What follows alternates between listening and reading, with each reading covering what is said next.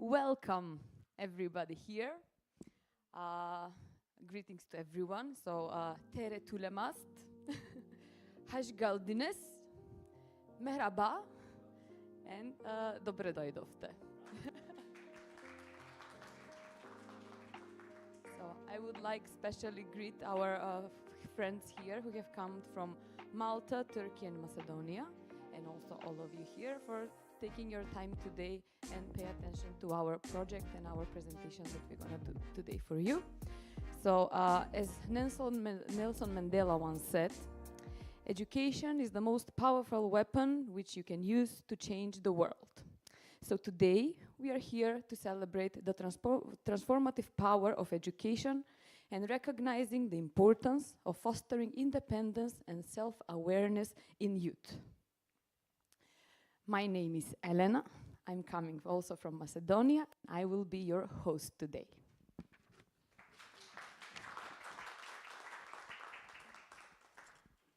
So before we go to the main part, we will walk through the agenda a little bit fast, so you know what to expect from today. But before that, technicalities. This event will also be broadcasted through Zoom, and we'll have a English and Estonian translation.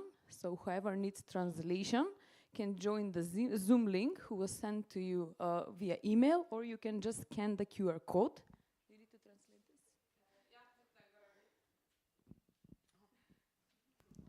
this? Ütlen eesti keeles ka korraga, et kellel on tõlget vaja, siis meil on otsetõlge läbi Zoomi ja kui te siis võtate kas oma meiliaadressi pealt selle Zoomi lingi või on QR-koodid ja logite sinna sisse, siis teile viskab kohe valiku ette, et kas te tahate tõlget või siis otsite ja valite Estonia.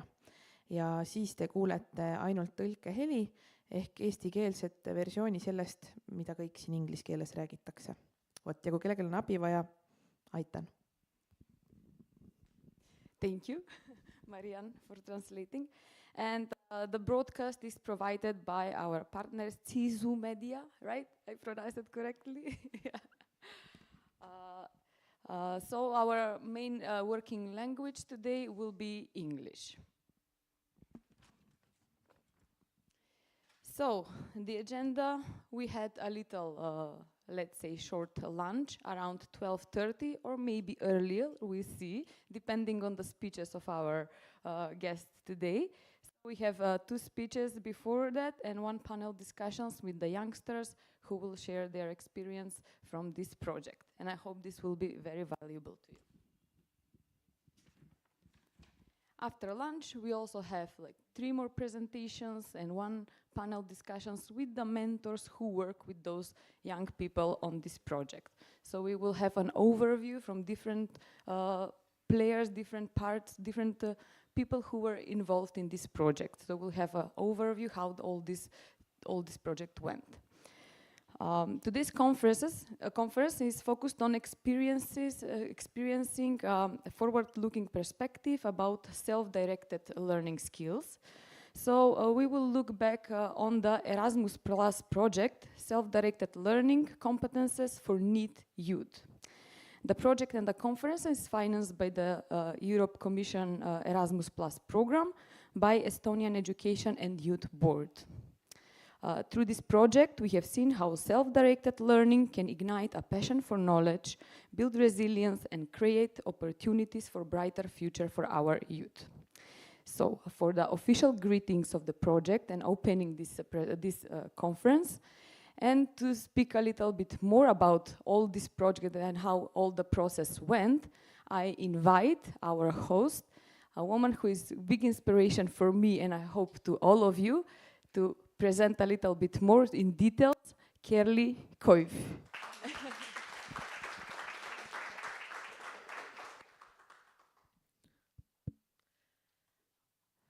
So welcome to everyone, come here and take part of this conference here in Rõuge or through the web everywhere, even Macedonia, Malta, Turkey or other countries who are following this conference here.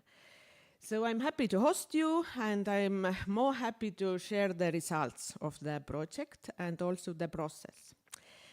So I want to share you the story of the project in generally, to give you some overview how everything, what happened, what we did, and why we did this way. So as Elena already mentioned, we have several presentations today but these presentations are inspired of our experiences through the process, and which we found what should be very important, all of us, and we like to share it. But if I like to share the story of the project, and for us it was just one project, but it was a very important process which is going on. So the starting point of this idea was in September 2022, when we meet in Istanbul together with some partners, but we were ending at that moment another international project, youth workspace project. And this project was about remote work. And we understand that if young people, for example, need to do the remote work, they need to be more self-directed, better regulate their everyday life. And in this process and this understandings, we found that let's do another process and let's focus more about self-directed learning skills more deeply and learn more about it. And after this September meeting, I went to another study visit to North Norway, North Finland, and this project was written so north, around Northern Lights, and every evening I was writing this project. I was every day in good contact with very good partner Seda from Turkey, who helped to work out all the budget and all this full idea. So, and then we submitted this project and everything started.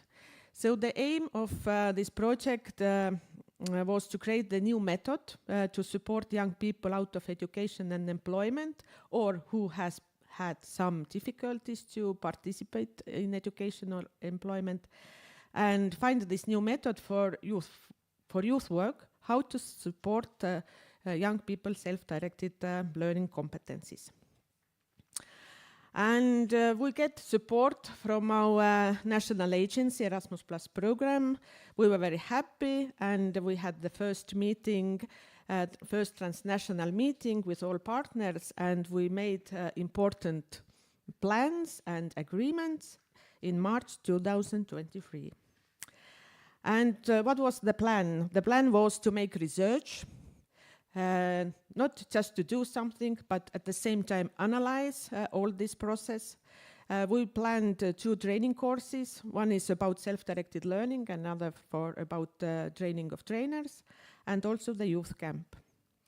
And University of Tartu, where I'm also involved, helped us a lot with all these theoretical and these analytical skills. So, and after this March meeting, we decided to work out the first research, and the main question is, what should be the model of self-directed learning intervention? And together with all partners researcher team, we collected together from databases more than 1,200, 300 articles, scientific articles, and we elected whatever, we analyzed, and finally there was 25 articles in the article pools, and we had to analyze which kind of methods were used to support or develop self-directed learning skills. And based on this process, here is the model of this intervention model, where are different parts, training courses for facilitators, trainings for young people, the activities for young people, and all the reflection and goal-setting sessions as well. And thereafter, after this research part, we met in Malta in August 2023. It was a transnational meeting, and all together with all partners, we analyzed the result of the research, and we set the next plans, the plan for the next training course, and also the plan.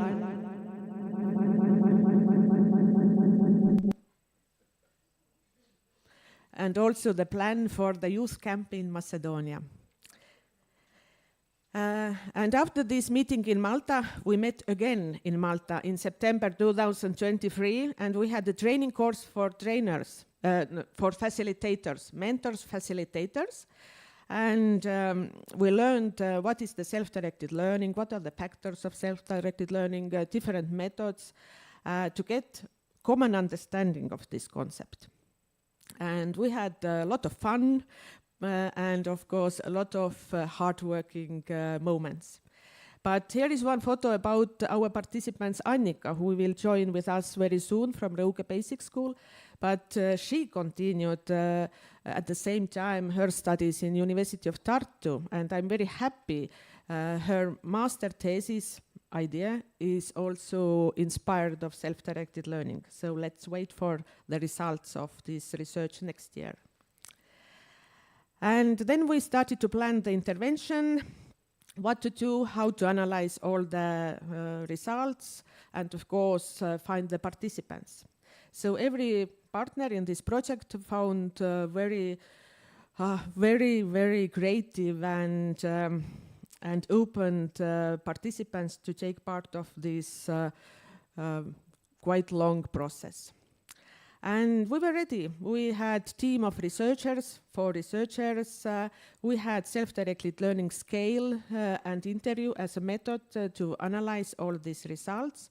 We had 4 mentors and 32 participants for this intervention program, and we had a plan how to do the mentoring camp in North Macedonia.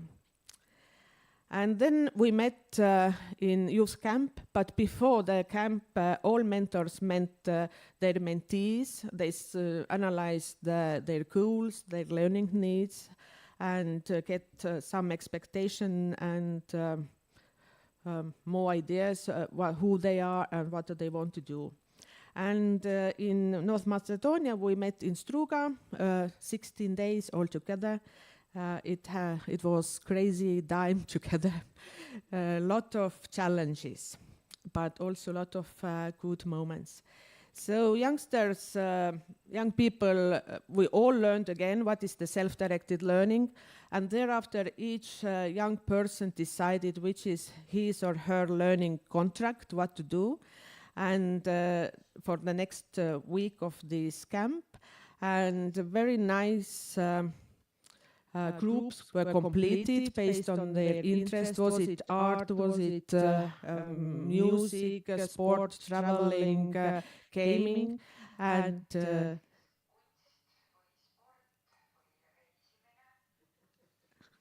translation. It was translation in Estonian. Checking. Is it working? It's working.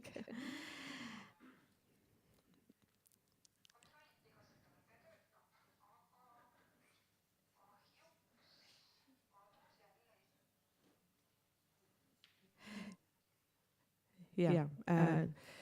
Okay, I continue.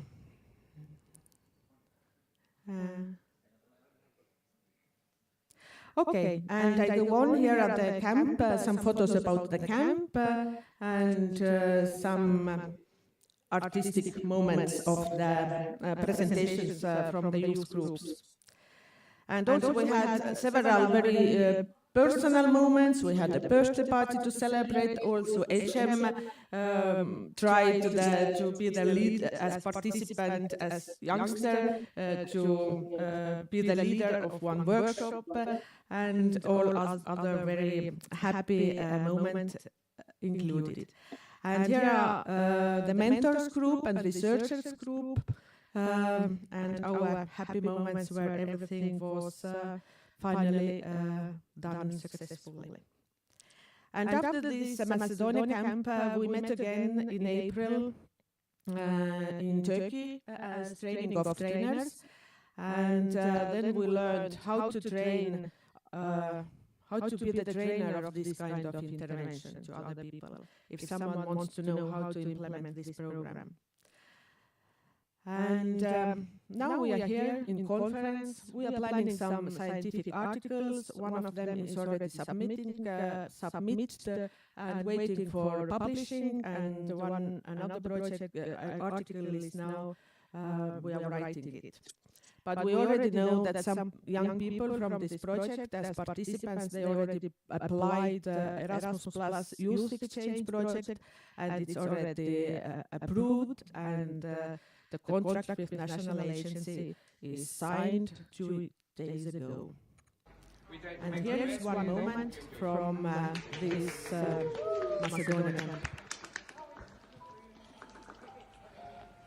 Who knows? You can.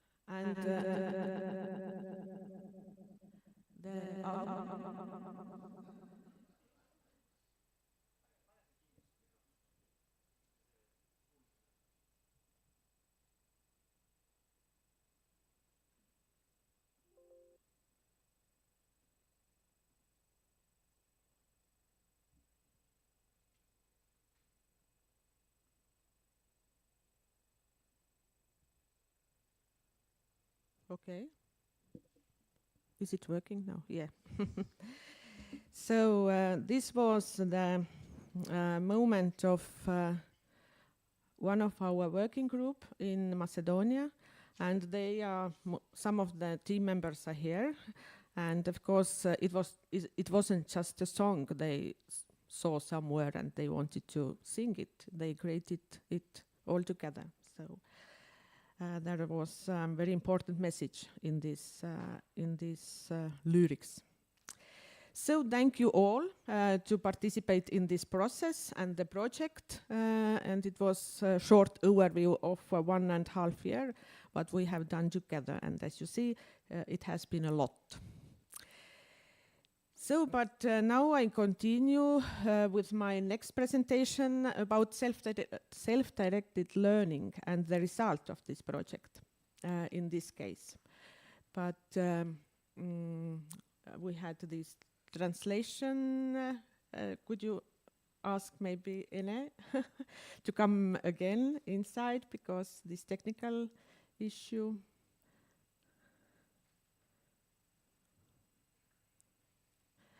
Okay, and let's go on shortly about what is self-directed learning and the competencies for, especially for young people. As life is changing so quickly, then self-directed learning skills are more and more important, because we need to adapt in very different situations in our life. And if we have competencies to upskilling, reskilling, to change our plan in our learning and our working, then self-directed learning skills they are very important in these cases. And according Malcolm Knowles, the definition of self-directed learning is a process in which individual, with or without help, analyzing or diagnosing their learning needs, formulating the learning goals, identifying different resources around him or her for learning, and choosing which kind of strategy they use to go on his or her learning plan, and also evaluating the learning outcomes. But me and my supervisor, Katrin Saks, we analyzed different definitions of self-directed learning, and we compared it with these young characteristics of these young people who are out of education or employment, or who has high risk to be in this situation. And we created another definition, which is more focused to these young people who are not in active learning path at the moment. And the definition is that it is the supported process in which a person's attitude toward learning improves, and the subject develops initiative, independence, and abilities to shaping their educational path with a positive view of future. And here are the 6 factors we found which are important in the use case. So openness to experiences, attitude to learning, metacognition, resilience, future orientation, and responsibility. And these factors are, it's good to remember these in your life, and even evaluate yourself in which of these factors you are maybe good and which should be developed. And to talk about self-directed need scale, it's a measurement tool which is also created by me and together with my my supervisor, Katrin Saks. And it's the scale to measure the self-directed learning skills. And here you see, if we compare the self-directed learning skills between young people who are studying or who are who are work already somewhere, or those who are out of education or employment, then we see that need youth, the result is a bit lower than students, and especially scientifically significant result is in responsibility, openness to experiences, and future orientation. These are 3 factors which are in use case more lower than for those who are very successful in their learning path or working life. So we had to, there was the plan to to focus more these factors next to other factors. And after this analyzing all these articles I mentioned, we found different tools that were used for to develop self-directed learning skills, and these are main of them here on this slide: training for facilitators, training for learners, coaching and mentoring, and experiential learning and hands-on activities. Those are important tools to develop self-directed learning skills. And this is the same model I already show you, and all these elements are included here. And this is the program what we used in the Macedonian camp. And it's closely connected with the definition about self-directed learning with this model, intervention model. And here is the process where we went, and I already mentioned, and also we analyzed by pre-test, post-test, and follow-up test. If you remember, you had to fill the one test several times. And also important to know that also we ask people who didn't take part of this project to fill this test. So in the young people in project and young people out of project filled the same test in the beginning of the project and in the end of the project. And those who took part of this intervention, they filled one more test between the activities. It was after the Macedonian camp. And this is maybe a bit difficult to understand, but the first table here, the first data here, they show that in the beginning of project, there wasn't any important difference between those who took part of this project and those who stayed at home. But when we compare the results after the project, then we see that there is different in total results, then metacognition, attitude, future orientation, and openness to new experiences. They are these factors which were changed. So these young people, you who took part of this project, now you see it's scientifically confirmed that some skills and factors of self-directed learning developed a lot during this process. And here is changes inside about the factors for those young people who participated. This is if we compare your result between the project and after the project, then we see that most of the factors has raised, and maybe attitude is maybe not so much raised. But I know some of you asked also this kind of graphics to show in colorful way the results. So this is project participant self-directed learning skills development. The blue one is the beginning of the project. The orange is your test results after the Macedonian camp. And the last one is the results when you filled this test now in the spring, February or March. So you see that it's going up in all factors. And if we compare now the same results, but in this way, in this slide, that between these who participated with these who stayed at home, so the first one is the beginning of the project. You see that quite equal. So the blue one is project team, and the orange is control team, those who stayed at home. But when we see the results after the project, we see that the blue, so you who took part of this project, you are much higher. Those who stay at home. And then we did some interviews, and youngsters have said that main supporting factors were communication with mentors, all these mini project workshops, different visualization, one-to-one conversations. And what to take with you from this experience, you see a lot of, the list is quite long, but new memories, how to handle the changes, to be more open-minded, control the emotions, and so on. And what would you do differently next time, or what would you avoid? Here is also a long list, but for example, focus more on goals, to be more tolerant, to be more active, to be more open to blending into the group, and so on. And also I interviewed the mentors, and they said that the training course was very helpful for them to implement this program, and their skills about self-directed learning has risen.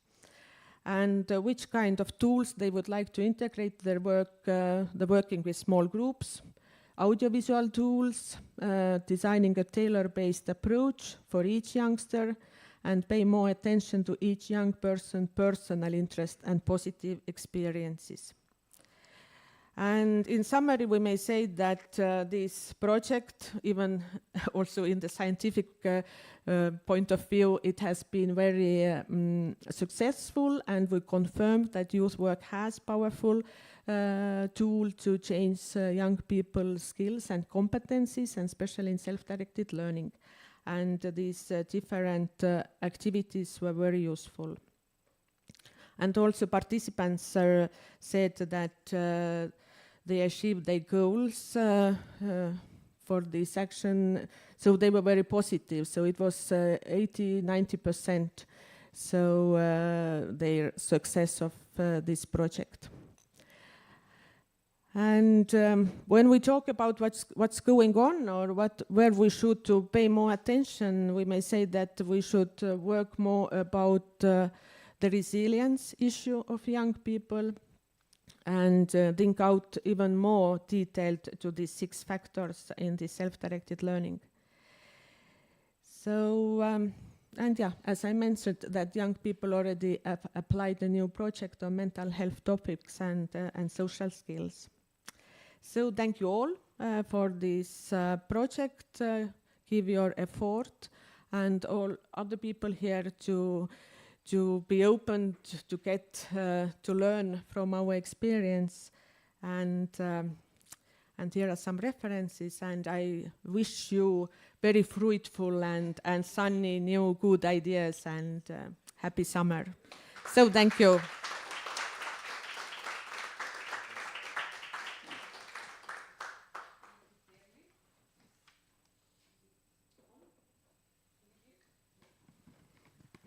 Yeah.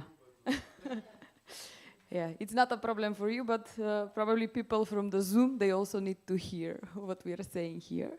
So thank you, Kerli, for this presentation. We saw that this project was not something about working only with young people, but there was a dedication to our Kerli to prove scientifically that what we are working here really have some results, and we can be used further on with different educators and different groups.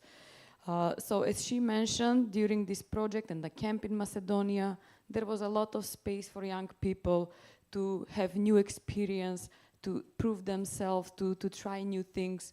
So probably the experience is one of the ways for them to learn new things, to gain new skills. So experiential learning is some important tool, let's say, for them to upgrade their skills and careers and quality of life.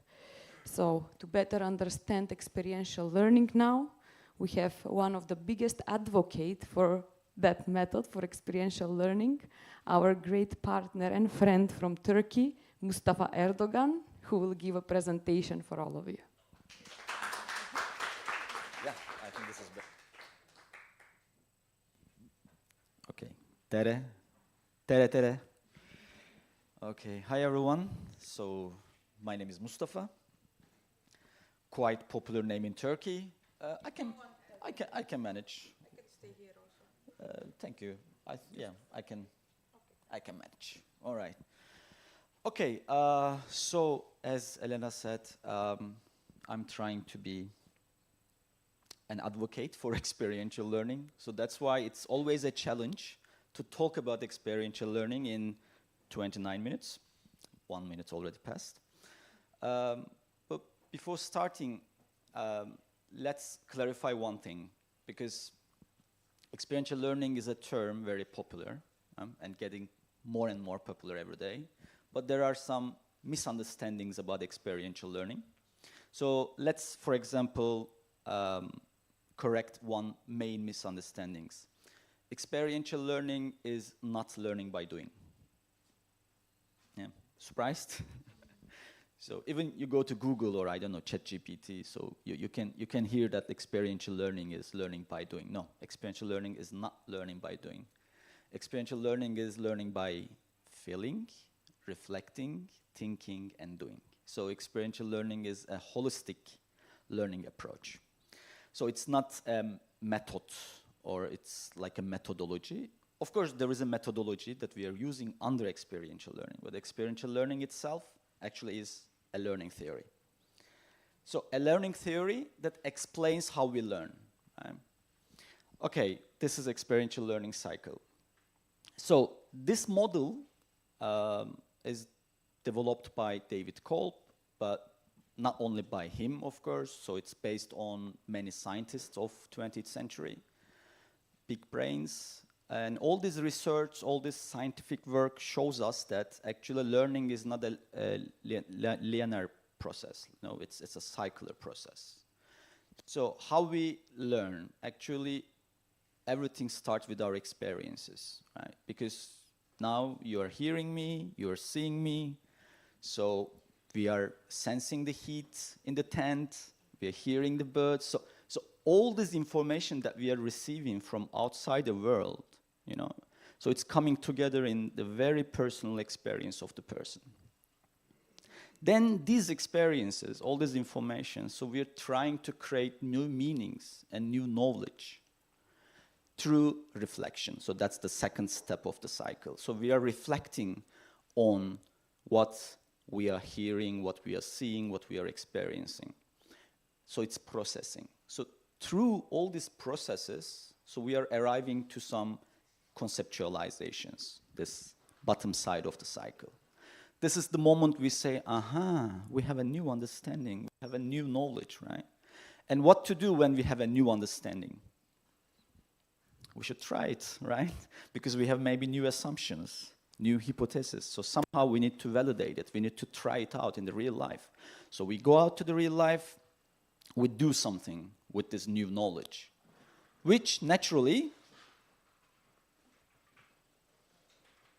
make experience, yeah, which naturally makes us feel the wind and which naturally creates a new experience, right? So again, we are turning back to the learning process. That's why it's not only a cycle, it's a spiral. So from our birth to all lifelong process, so we are turning around this cycle. The issue here is we are not that aware while we are turning around the cycle, right? So we are all turning around the cycle, but 90% of the life we are in autopilot. Do you know what is autopilot? Who drives? Who drives a car? Okay. Who experienced something like this? You know, while you are driving a car, you received a call. Okay, you opened speaker. Okay, not like this, speaker, safer, right? And you talk, you make a long speech about a topic, you know, but still you're driving, and you turn the phone off, and then you just notice, wow, when I came here, did you experience this? All these corners, bridges, when did I pass it? So it's autopilot, right? So the brain takes the control. So in learning process is the same, more or less. So most of the time, we're turning around all this cycling, but we are not aware where we are right now. Are we experiencing something strong here now? Am I reflecting? Am I conceptualizing? So this is why the most important connection with experiential learning and self-directed learning is, David Kolb says, in experiential learning process, there are two things, very important things to learn. One is the subject matter that we are learning, and the second is the one's own learning process. So it's the metacognitive point, that how I'm learning, right? So becoming a stronger learner. But it's not that easy. Okay? Yeah, it looks easy, but it's not that easy. Because during this learning process, how to say, there is a tension between these different parts of the cycle. You know, imagine someone is pulling you here and the other one is pulling you here, and you don't know sometimes where to go, what to do. Because when you look at the cycle, you see a conflicting zone. Learning is conflict. Because in the north part, in the experiencing part of the learning process, we are so much focused on our experiences. That's why emotions are more important, right? But when you go to the downside, just the opposite part is abstract conceptualizing. It's more rational, it's logical, and there is this tension between mind and heart, right? Sometimes it's difficult to balance. On the other hand, in the reflection and action part, also there is this tension. One is more process-oriented, so stepping back from the experience and being a more observant. What's going on around? What am I feeling? What am I thinking? You know, so it's more a reflective mode. But the other part, the action-focused part, is more you're taking action in the life, right? You're doing something, you're deciding something, you're acting. And that's also not the same thing. So it's like we cannot listen and talk at the same time, right? Okay.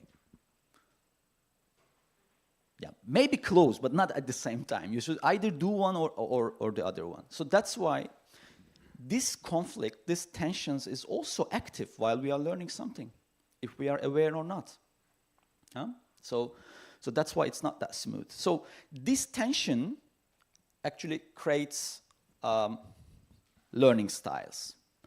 So these are 9 learning styles that developed by David Kolb. I'll not go in details, but just for us to understand, I know it's a lot, like 9. What was imagining, analyzing? You don't have to memorize. Just you should know the main logic.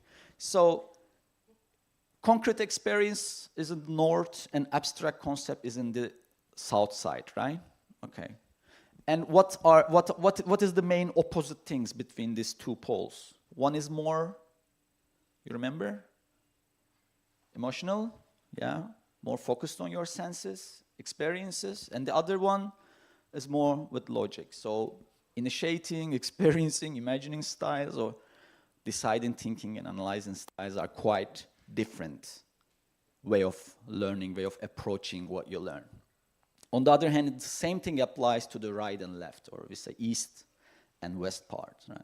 So imagining, reflecting, analyzing are more observant, more reflective, while initiating, acting, deciding styles are, okay, let's do it. Huh? Let's go, let's do it. Okay. So, but these styles are not only learning styles. This is our lifestyle. Because how we learn is how we live. How we learn is how we communicate. How we learn is how we solve problems. How we learn is how we teach, how we train people. So it reflects a lot. That's why in a self-directed learning process as well, not every learner are experiencing the same thing in the self-directed learning process, or are approaching their own learning process in the same way, right? That's why in self-directed learning, it's very important for learners to be aware what kind of learner they are, and for teachers and trainers as well. Then, okay, let's try something.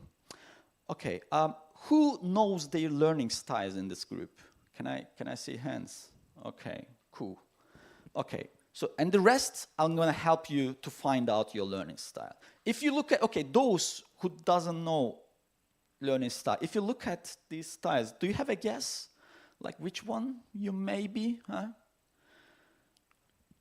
Maybe you have an idea, huh? Maybe? Okay, let's reflect. Okay, so can you introduce yourself to the... Yeah, my name is Küllike Hein. I'm from the Development Center of Võru County, and what more? No. Great, Küllike. We were together in Ankara, so it was last week, the week before, something like this.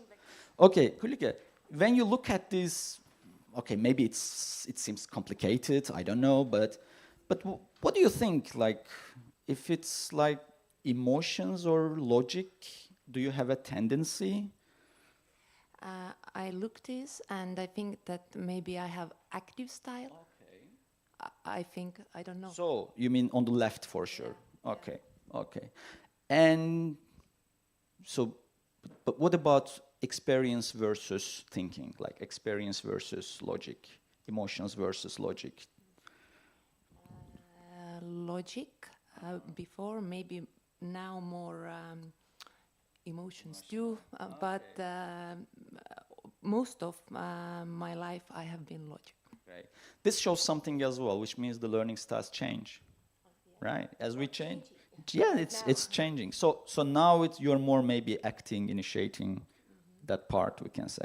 So you see, easy. So we're gonna do the same as we did with Küllike. So that's why I would like you to stand up. Okay, very good. Okay, good. Okay, let's move a bit. So, those who already knows their learning style. Okay, imagine this room is the learning cycle. Okay, where I'm positioning is the north concrete experience here. Okay, there that point is abstract conceptualization, right? And then this part is reflector, okay, and this is action, okay? So first, I would like to ask my friends who already knows their learning styles position in the room. Okay, very good. Okay, Volkan, you go there as an initiating style. Okay, this is more, all right. And can you choose also one, or let's see if, okay. Okay, very good. So, the rest who don't know their learning style, don't worry. Okay, here is the thing. Listen, imagine there is a situation, okay, as we did with Küllike. Imagine there is a situation and your mind and your feelings says opposite things. Have you experienced something like this? Yeah, definitely, right. What do you think? Which one you listen? I know it's hard, but which one you listen? If you think that I listen my heart, my feelings, then come here in this room, okay? If you say logic, rational thinking, go to this part of the room, okay, first of all. Yeah, let's move. Okay. Feelings, okay. I know you will, yeah, okay. Ah, lots of logical people. Okay, very good. Very good. Okay. The second is, now you're there. Now we're gonna move right or left, okay? So imagine there is a situation that you need to take a decision, okay? And you already have some idea, okay? You got a feeling or just an understanding what to do, and you need to make a decision. What would you do? Would you act quickly? Just act quickly, or would you take more time to think about it, or, oh, let's not think that much, come on, let's do quickly. If you say doing, okay, quickly, go to that part of the room. That part of the room, yes, sorry. Yeah, it's like a mirror. If it's opposite, go that part of the room, okay? So for you. So feeling is okay, but with this feeling, you want to act quickly, or you want to reflect? Huh? Act quickly, go there. Okay, you know, but then, you know, we need 4 groups, so I can have you there, yeah? Okay, and for you the same, the logical people. So act quickly, you go here, you know, or think, you go, but be careful for the cameras. Okay, very good. Very good. Okay, now, you are one group, just come together, make a small circle. You guys, somewhere there, make a small circle. Okay, so much initiating here. Okay, you do. Acting. Okay, but acting also, maybe there you do a small circle, and you do a small circle, okay? Okay? And you can join wherever you want as a balancing style. Maybe there you can go with there are a few people, so. Okay, so it's 5 minutes. I'm gonna give you 5 minutes, and it's an elevator talk. Do you know what's an elevator talk? You don't have that much time, right? So it's elevator talk. And, okay, do you remember these factors? Kelly introduced us: openness to new experiences, metacognition, resilience, future orientation, and responsibility. For those maybe, you know, what openness to new experience is something that like, oh, smoke sauna, let's do it. This is openness to new experience. What is the opposite? Are we really sure it's healthy? You know? You know what I mean? So, because we can understand the things with the opposite meanings. Okay. Metacognition. Wow, I love this word. Metacognition. So metacognition is being aware about yourself, like approaching yourself logically, right? So it's more a cognitive process that I know how I know. Very philosophical. Resilience. Wow, big word. Resilience. Okay, do you know elastic? Elastic, yeah? So resilience, for example, this is not resilience, right? But if it's okay, but, yeah, but this is resilience, right? But this one resilience. So resilience, yeah? So resilience is, of course, so you have the power, right? To bear with, to deal with difficult situations, difficult experiences. But it's not like being like a rock, but it's being like a sponge or being like elastic, you know? So it's standing up from failure back very quickly. And what is the opposite? What is the opposite is you fell down, but no, I need to stay more here. No. Come on, get up. No, I have to, no, you know? So this is the resilience. Okay, future orientation. It's another big word. Imagining future orientation? Okay. Again, let's use the formula. Let's understand a term with the opposite. So what is the opposite of future orientation? Bravo! So now oriented is, okay, we are here, we are now, let's think about this tomorrow. Okay? This is now oriented, right? I'm not saying it's a bad thing, but it's not future oriented. But what is future oriented? Okay, guys, yeah, sauna is cool, but we have things to do also. So let's work, let's plan. No, 5 minutes more. You know, it's beautiful, Estonia. So future orientation is more, it's also, you know, so it's action-oriented and future-oriented, more controlled, let's say, right? Responsibility. Okay, we all know what is responsibility, right? Cool. Okay, now you have 5 minutes elevator talk inside, you know, your circle. And talk, consider your learning style. And what do you think? Which ones are easier for you and which ones are not that easy? Considering your learning style. Okay? For example, for initiators, right? So, okay, very good. Is the task clear? Do you have any question? Chat, 5 minutes, and then I'm gonna hear the results. Okay, 5 minutes started.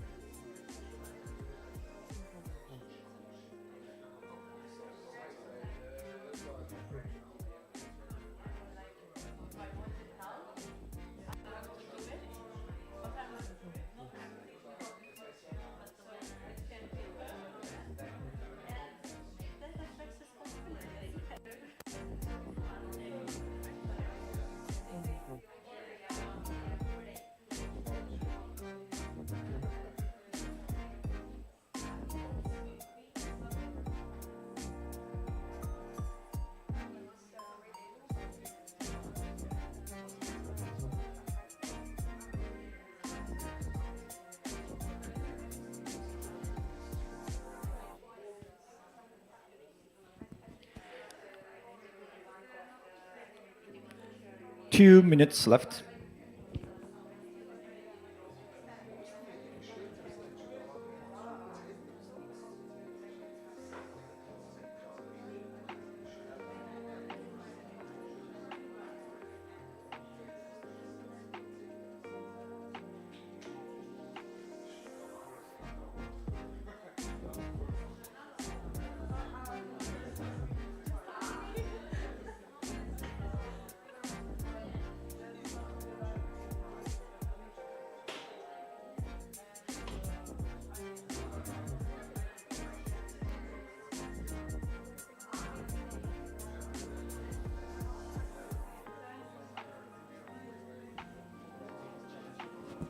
Okay, last 1 minute. Elevator is about to arrive to the floor.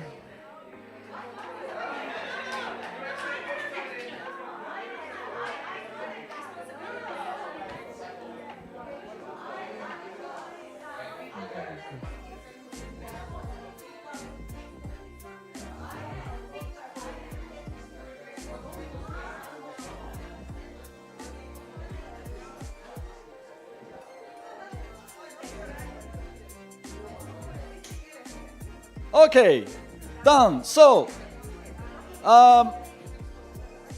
we can wait where we are. Okay, reflective people still talking, still reflecting. Okay, any summary? What do you think?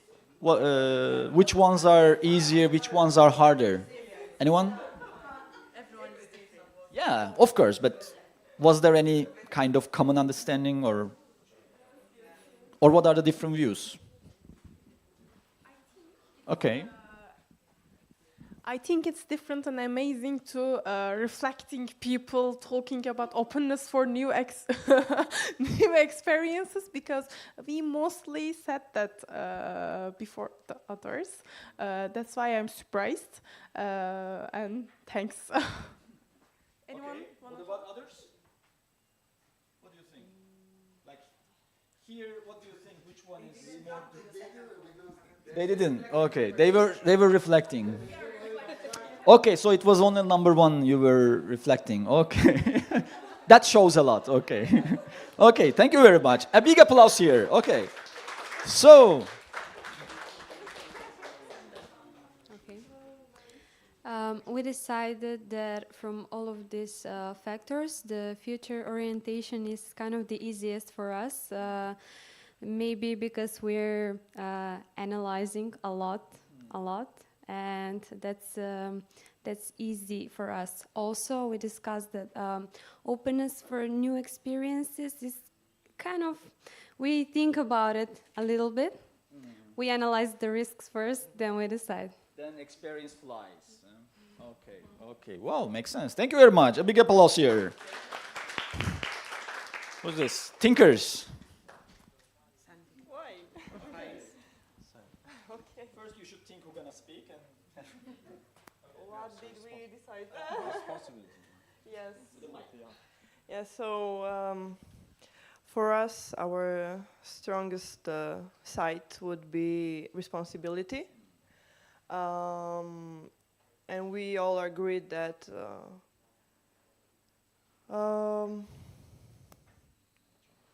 we are not jumping. All of us are open to new experiences, and that's when we start thinking.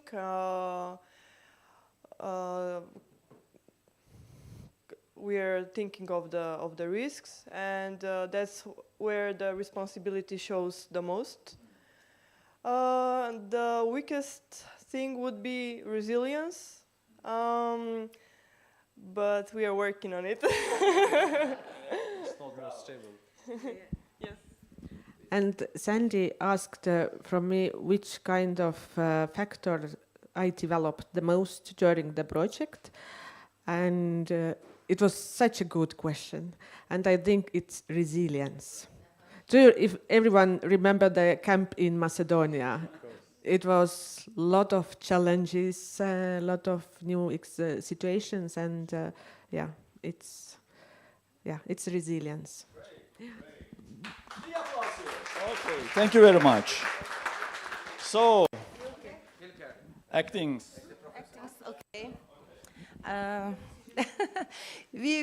I think we weren't 1, 2, 3, 4, 5, 6 people, but 1 people because we all agreed on everything. Yeah. We all opened new experiences. We not much talk about, think about our thinking process. Yes, we are, but not that much, all of us. And resilience also, we feel brave, we feel strong about the frustrated situations. And we all feel that not living in this moment. Yes, we are, but we also think, what's next? What's next? What should I do? What's the next step? And did we talk about responsibility? Yeah, yeah. Abraham. You can continue. Yes, with regards to responsibility, we're still going to discuss it because we had a bit of a difficulty here, so it will be for next conference and next project about it. Big applause here. Thank you. Initiators. Okay. We initiate communicators. Okay, at the beginning we take an initiative and we decided to go out to talk while drinking coffee. But then they stopped us. Anyway, so we all agreed that, very quickly we agreed that we are very open for the new experiences. And resilience is our second name. So wherever we fail, we find a way to stand up or to do something over there while we are lying down on the ground. So what else? Yeah, we talked about future orientation. And we said it is not exactly our word, so we prefer to focus on now, not the future. And there I said, okay, I prefer to do something now because for the future we have the self-confidence to make a change if needed. So in the future, so that's why we are focusing now more. Yeah, because we are resilient enough. So if we make a change in the plan, so anyway, we will find a way. Yeah, responsibility, we had some question marks. Generally, we said, okay, we take the responsibility, we take the initiative in the groups, in the working teams or whatever. I think responsibility is also okay for us. Metacognition was nice, what we talked. Metacognition, actually, we are aware of what we are now. Most probably tomorrow, we will understand that it was wrong.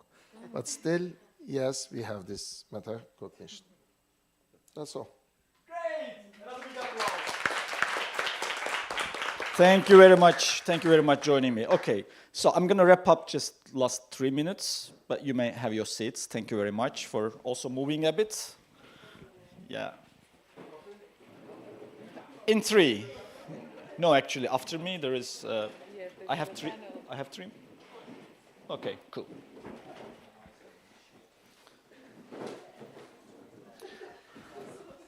Okay, that's not scientific. That's like my humble interpretation. But more or less, I think you just mainly confirmed how I thought about these factors in experiential learning cycle. Well, openness to new experience, yes, definitely it's about the experiencing part of the cycle. So in order to So what to do as a young person, to become more open to new experiences? You should experience. You should just jump in the experience. You should let go, right? So this is what we call learning flexibility. If my learning style may be in the downtown, like deciding, analyzing, thinking, maybe it's not that easy for me to jump in that smoke sauna. But if I'm an aware learner, it's very important. Like if I'm aware about my own learning style, and if I have an attitude to increase my learning flexibility, then maybe as a young person, I may say, okay, Mustafa, you're standing in front of this smoke sauna. I know that it's not easy for you. But remember the learning flexibility. This is an opportunity. I know it's hard, but this is an opportunity. Okay, I'm doing it. I'm doing it, okay?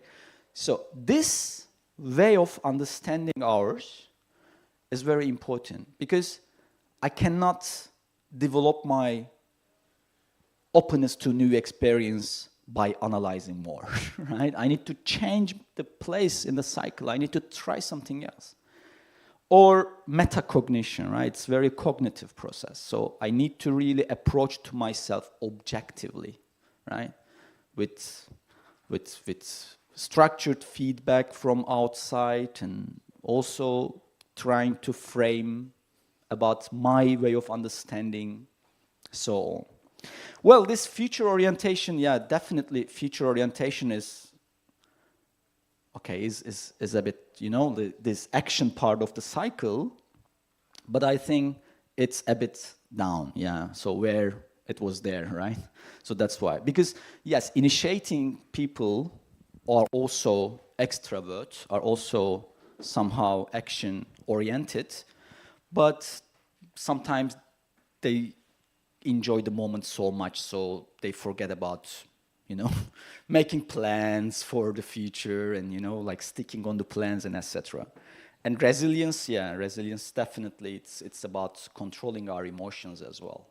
And also doing something with these emotions. So the initiating is very well. Well, responsibility, you know, I was really thinking a lot where to put it because, yeah, this doesn't mean that these people are not responsible. No, I mean, we are all responsible. But I think responsibility needs a bit more a reflective way of understanding. Like, because you should, you know, I was hearing you said, like, we are the initiators, you know, so we feel responsibility. So we take the action. Yes, taking action one thing, but sustaining is actually, right, another big part of responsibility. So that's why maybe it's there, but well, anyway, please do not understand that these are boxes and everything is very steady or fixed here. No, it's a very dynamic model. In any of these factors, to develop ourselves, also to open space for our youngsters to develop themselves, we need full cycle learning. So they need to experience, we need to reflect. So this is my time. So that's why we need to think and we need to act. And in self-directed learning space, it's very important to develop learning flexibility of young people. And it's very important we, the educators, trainers, teachers, we support their learning flexibility processes. But this is only possible if we, as teachers, trainers, we develop our own learning flexibility. Because if we cannot work on our own learning flexibility, how we can support our youngsters' learning flexibility. So, thank you. We're good? Yes. Thank you, Mustafa, for this great exercise and your presentation. We all enjoy it. So now we had one interesting panel discussion. I hope everybody would like to hear. Now we have our youngsters, the participants who were at the camp in Macedonia, to join the stage. So I welcome Iris and Ellerin from Estonia, Fiaz and Shanice from Malta, Alexandra and Sandra from North Macedonia, and Ecem from Turkey. And I need another mic.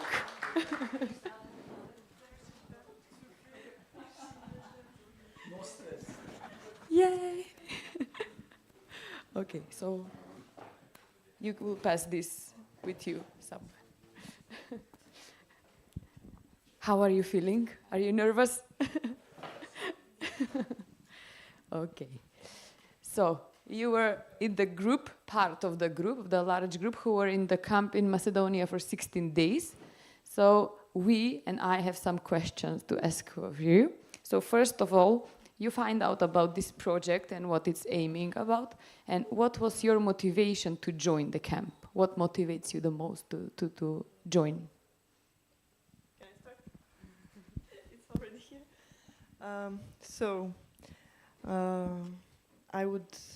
I wouldn't be here if it wasn't about Valentina. So I'm so thankful to her. And my biggest motivation for joining this was when I recognized in myself that I am for a long time stuck on a crossroad, and I don't know where am I heading to, and I felt really lost. And when I read the topic of this project, and I really felt like that was something that I needed the most in that moment. So it came in the perfect moment in my life, and it changed me for better, for sure. Thank you, Alexandra. For me, it was kind of similar. Like I was at the end of a phase of my life. I just finished college and didn't start working immediately. When I saw this opportunity, I know that I need to take it because after finishing college, I was kind of even more confused with what to do next. And this opportunity kind of cleared a lot of things for me. When I started the project, I was purely neat. I finished the college with in the third place and 2 articles and different projects doing or attending. But after college, I was thinking like, now I'm getting a job and start to my master. I start my master, but because of the financial issues, I couldn't attend. After 6 months, I was purely unemployed, and it's really break my motivation and etc. After that, the opportunity come to me, and as a purely need, I really hugged this opportunity and take it.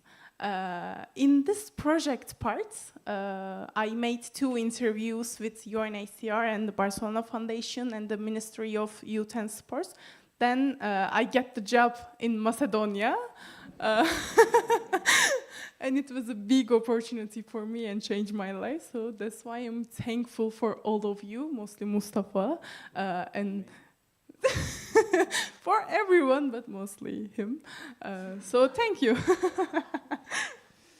Hello everyone, my name is Faiz. We are presenting Malta in Macedonia. So my reason was to find a similar-minded people. For example, if I have to do something in life, before I used to work as an entrepreneurship, so I failed on that, but I found that I need to do something different. I mean, nowadays we have a lot of like degrees like college or universities, like we can spend like 4 years. So thinking like I can go for a boot camp just for 2 weeks, so I can learn something different skills. So I found the reason was the first thing to find similar-minded people, which I find one of the guy. He was from Estonia with Hans, so we start a business which called drop shipping. So we work on that. That was the reason to join the camp. Thank you. Okay, for me the story is like that. I got a call randomly, middle of the day, and just one guy said to me, "Okay, do you want to come?" And I was like, "Where? Why?" I was like so stuck in myself, so depressed, and this came at the perfect time. And so I decided like whenever the opportunity comes from the universe, then I need to go there. And that changed my whole life actually. Yeah. I'm just gonna be honest. When I first saw this, I thought it as of like a free trip.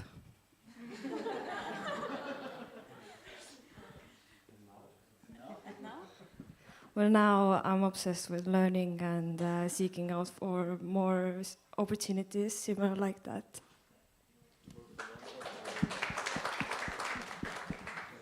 So, like some of my friends said, in my life I was a bit stuck. So when my mentor James, thanks to him, he told me, listen, there's going to be this project that I think would help you out.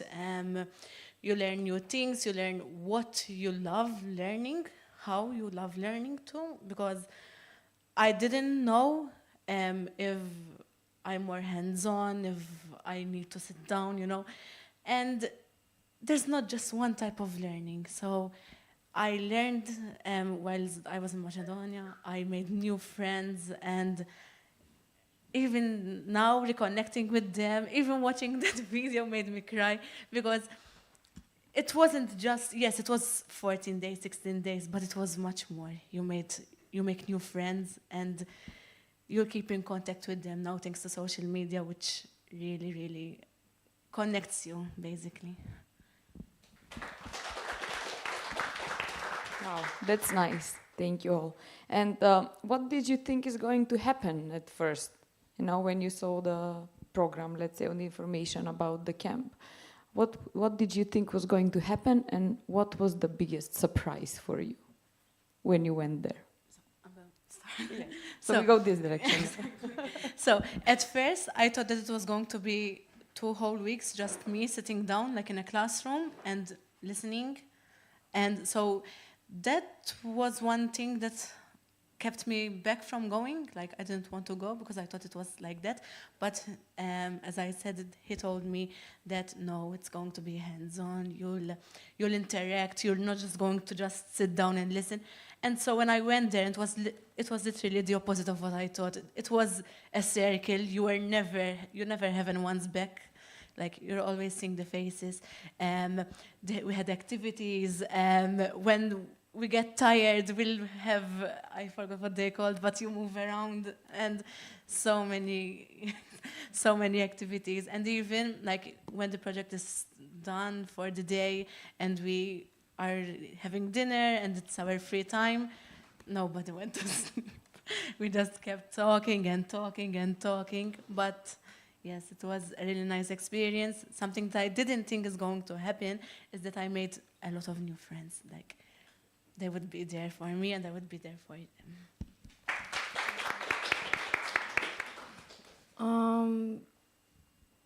What was the question? I'm sorry.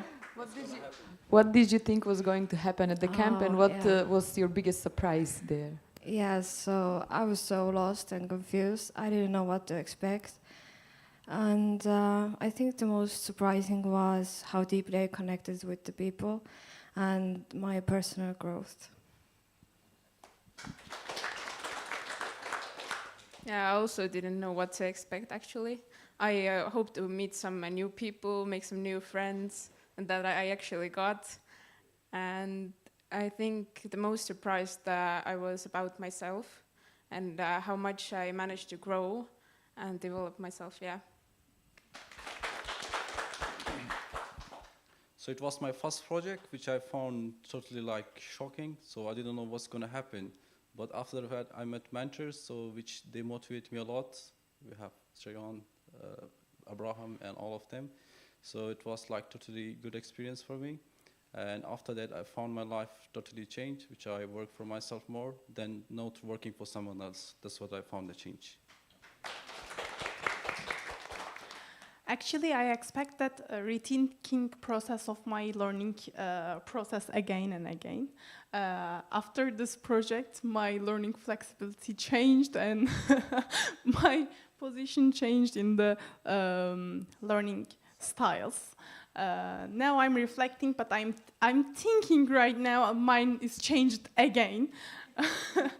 In this part, I was expecting to seeing new experience and feeling this in a different way. And actually, I expect making friends for connection with different projects in the future that maybe we can do. And that was my expectation, actually. So thank you.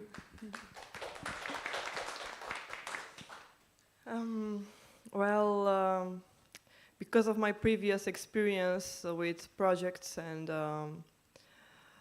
academies, that kind of stuff. I was imagining it like with more busy schedule, and just we are there and we are listening to someone else telling us things, and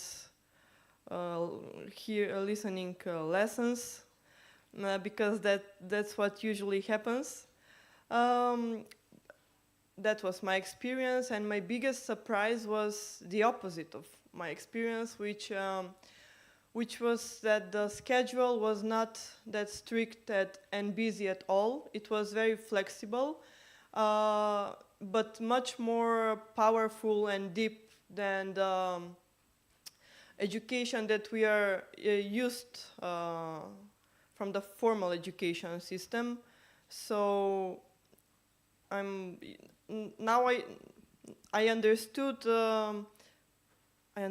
how that the most important thing is to learn on this way. I mean, not to follow a strict schedule and feel stressed and just listen and listen and listen, but we were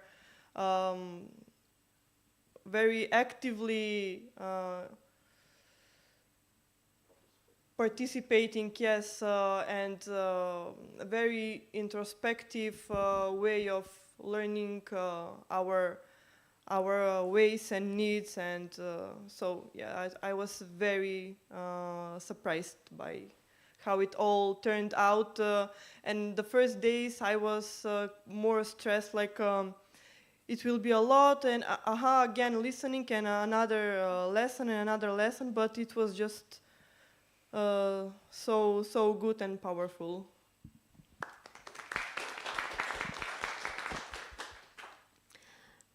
When I came and I found out about the project, I didn't expect anything in particular. I just went with the flow. I think, as we mentioned a lot on this project, I knew it was going to be interesting, but I was surprised how it was a big impact to me personally, my whole life, and I believe everybody who participated. And I just went there not expecting anything, and the rest was history. And what was the biggest surprise for you? The biggest surprise, how I didn't think that I will meet such an important people. They will have a big impact of my life, and I'm very thankful for that, thankful to all of the people. And yeah, I was surprised of how supporting are all of the mentors and also the other participants. It was very welcoming and supporting place. Thank you. So I guess in those 2 weeks or 16 days that you were together, a lot of different experiences or different situations happened for you and with other people there. So what was the most challenging thing that you have faced during the camp? My most challenging thing, there was also one of my goals was my confidence, and I wasn't that free. I was I was afraid to talk, and that was my goal. And that was, I would say, only at the beginning of the project, and after I saw all of that energy and the people and the support, then I just, everything started flowing more, everything was better. So it was just for the first days, and after that it just got a lot better.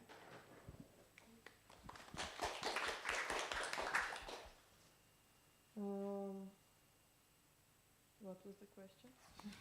What was the most challenging for you during the camp? Well, for me it was finding the balance between my personal life and who am I outside of it. Yes.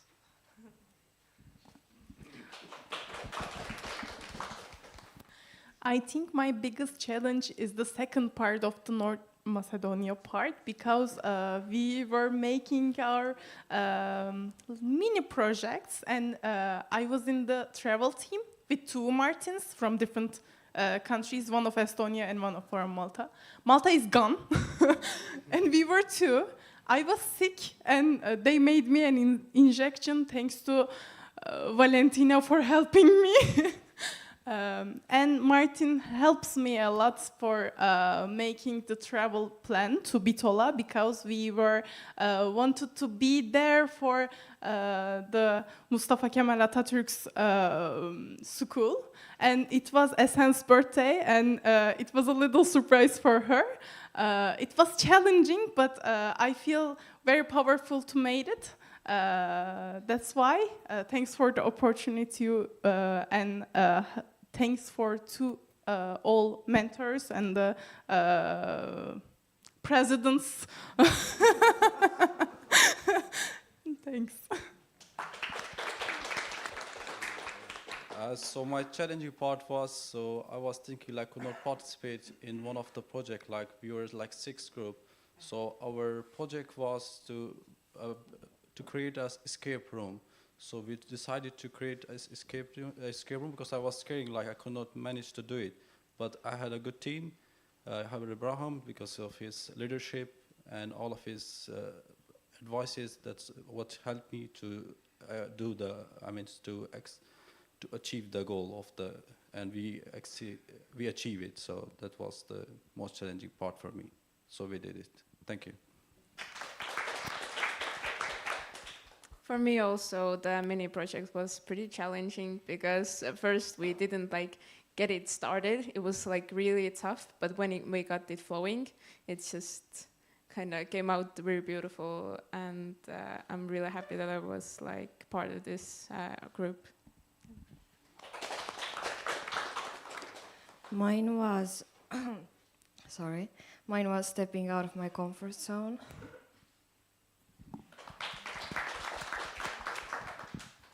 So the biggest challenge for me was going home. I cried all the time.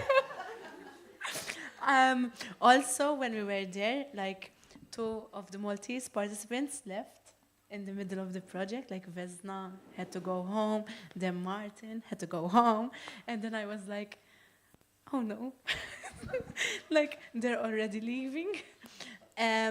But apart from that, a big challenge was we had that our team was travel as well, and we wanted to go to Albania for our mini project, but it was a big challenge. Like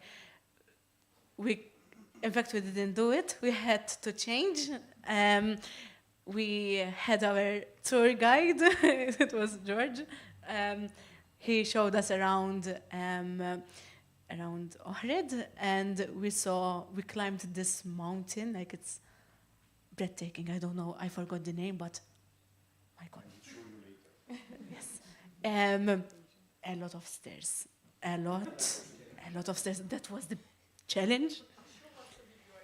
No, don't show the video. So we went up. It was a challenge, but we did it. We had a videographer with us, Lord. He did this amazing video. Like it was so nice as well. But yes, every challenge there was, we overcame it and found the good side, even though we didn't want this and it was a challenge. We did another thing and we found the good in the other thing. So I think from a challenge it came to a learning experience, which if it wasn't for that, I wouldn't have gone up those stairs and saw the view from up there. So yes, sometimes we need a little bit of challenge in life to get us going.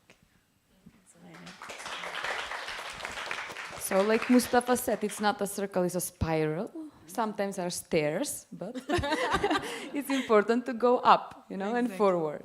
So you mentioned a lot of different activities that you have done, and probably, I guess, from what you say, you learned a lot of new things. So in which way does your learning approach, let's say, is changed from this camp? So how were you planning, let's say, your learning, or what was your attitude towards your learning before the camp, and how does it change after the camp? So before, like I said, I was stuck. I didn't know how to keep on learning. Like, I was comfortable in my bubble.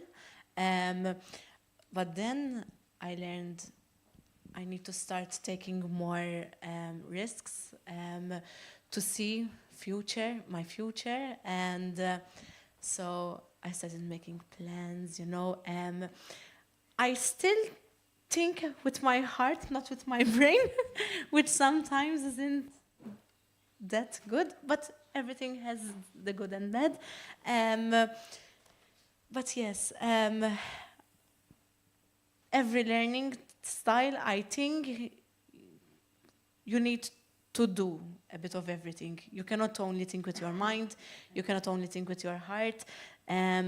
So I found out to take more challenges in life and to try to think with both. Not with only my heart and not only with my brain. So me, I didn't really think of myself as a learning type of person, but after this opportunity, I started to seek out more international youth exchanges, and I also wrote the project myself with my friends. For me, it was really helpful for setting these goals before we went to the project, just to see what plans do I have, or if I even have them. And it came out that I have so many things that I want to do in my life that I don't know where to start. And from that project, I got like ideas, like these small steps to start, like going towards my goals. So my learning was two of the things. One was, like, for example, before, if I want to learn something, so I just was future orientation I just want to jump on something, but later I discovered, like, I spent like 2 or 3 months just for nothing, to not learning. So I learned that before jumping to something, we should do some research, and we do idea, and then we analyze the thing. So that will be more better. We have to prepare ourselves in advance than to jump in something. And the second was, like, before I used to like studying a lot. I mean, we need to only study, no, no exercise, nothing. Just have to study like 7, 8 hours, like directly, for example, to make something.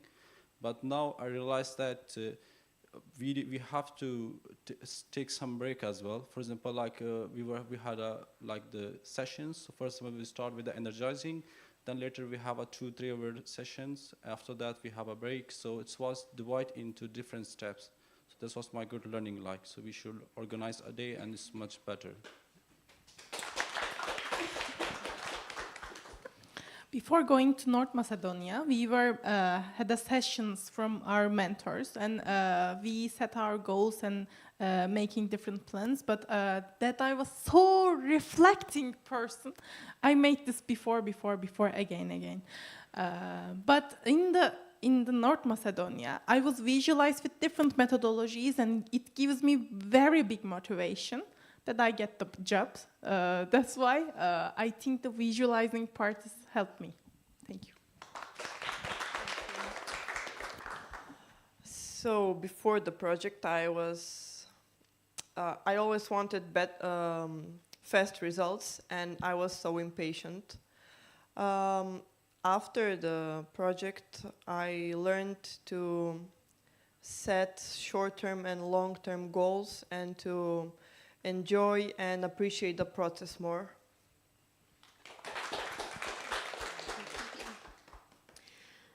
So all my life and until the project, I was so centered to formal education, and I was always used to someone guiding me. And to be honest, I didn't understand the concept of doing something if you don't have the clear instructions how to do it.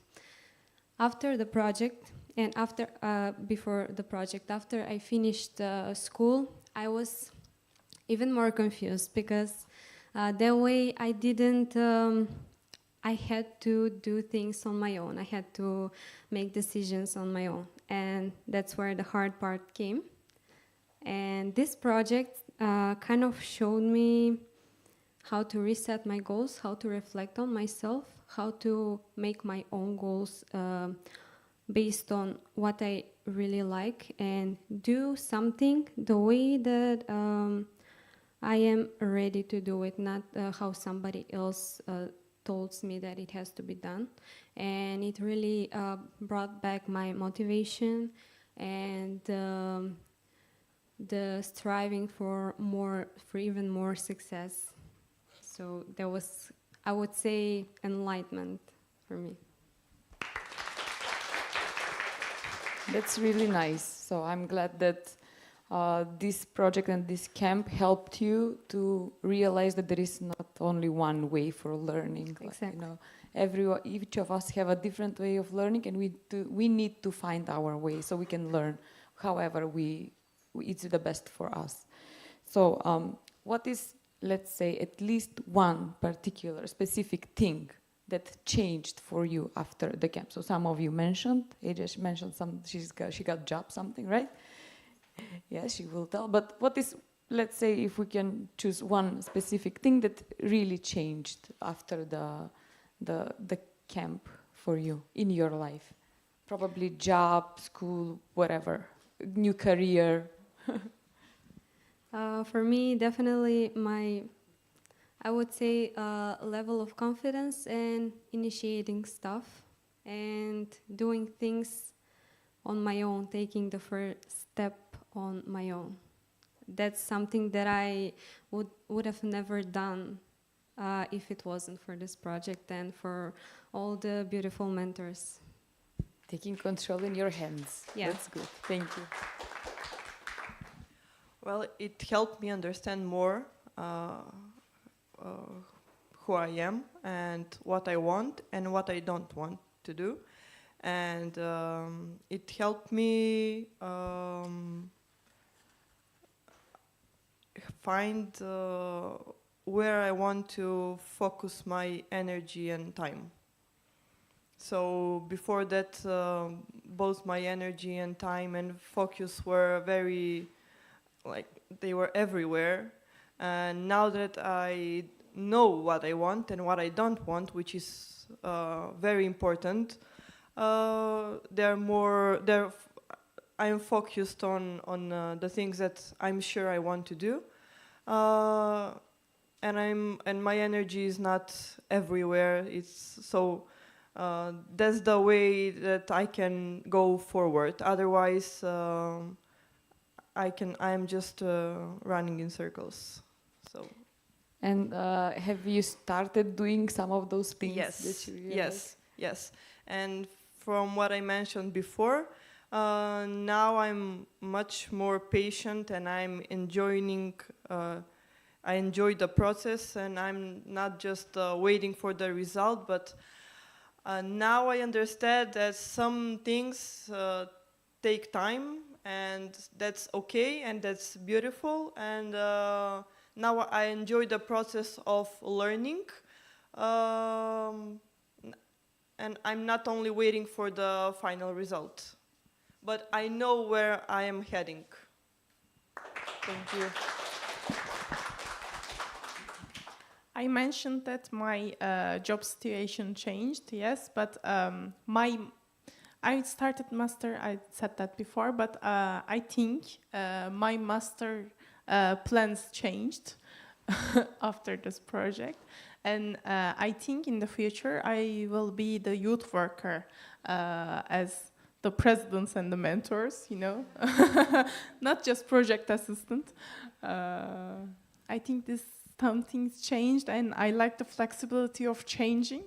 So that's it.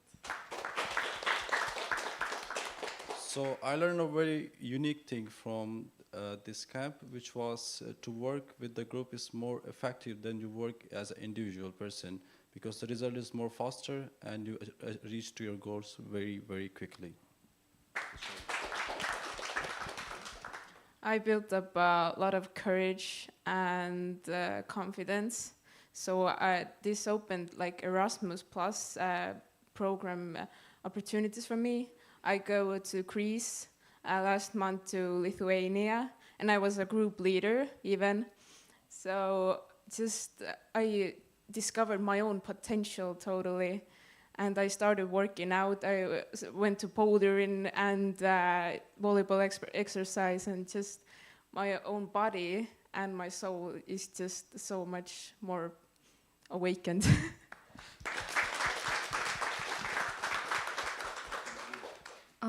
I like to think I'm more social and more confident, and I'm not afraid to step out of my comfort zone. And you also mentioned you applied for a project for Erasmus Plus. You wrote the project. Yes, I was in Greece as well, and we now wrote a new project, and I'm excited for that.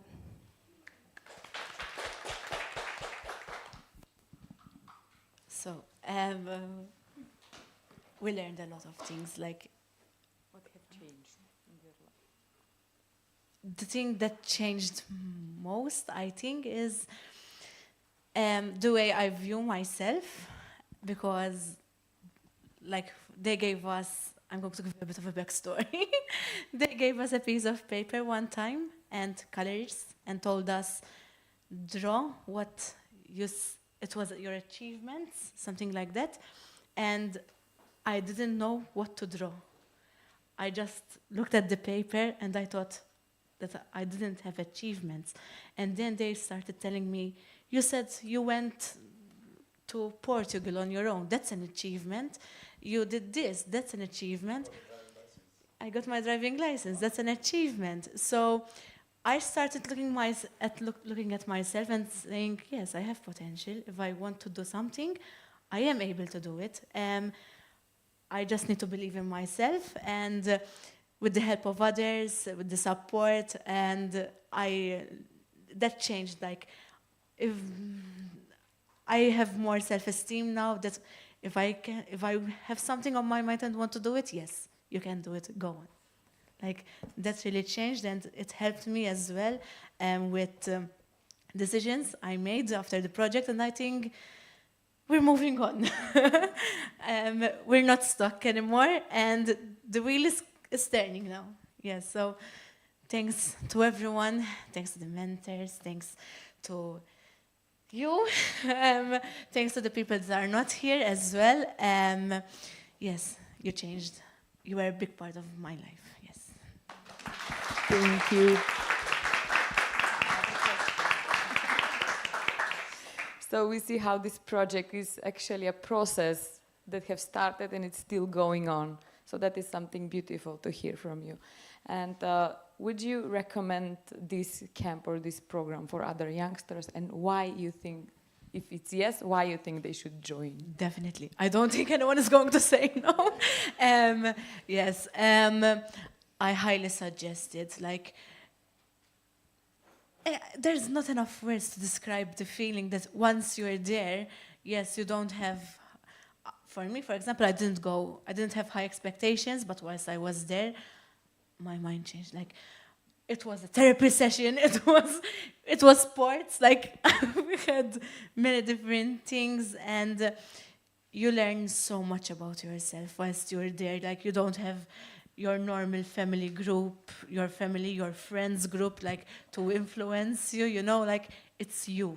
Like, these people don't know you, you're you. You don't need to put a mask on, you know. So that's something that really helped me. Like, they can see my flaws, you know. It's me, after all. So, yes, I encourage everyone to go. You can find yourself, like I did. And it would truly help.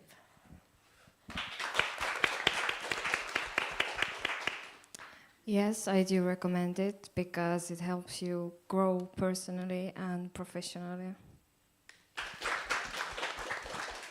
Yes, I'd also suggest it because you can disconnect from everything that you're used to, like different environment, different people, everything is so like out of your comfort zone anyways, and you just find yourself through that, and it's the best. I would recommend this course. I'm already recommended it to my colleagues and my friends, those who don't know what to do in life, and they can come here and they can see like from self-direct learning, they can achieve their goals, and then they can see like what they can do in the future.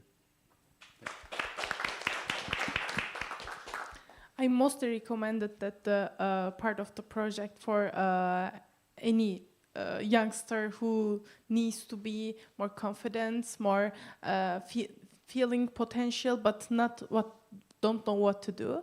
But I mostly recommended that maybe 2 hours or 3 hours session for accessible to every youngster from different countries, because maybe they don't have time to go for 16 days, but it can be more accessible. So I'm recommended both. Thank you. Well, if you feel stuck in a circle, this is the way to break it and to transform it into a spiral. So that's why I recommend it from my heart. Of course, I would also recommend it to every young person, because I know from myself how big of a difference I felt. And I also have to say that relatives, family, and close people also noticed the change in me. So I would say that it was really big change, and it was something that every young person should go through.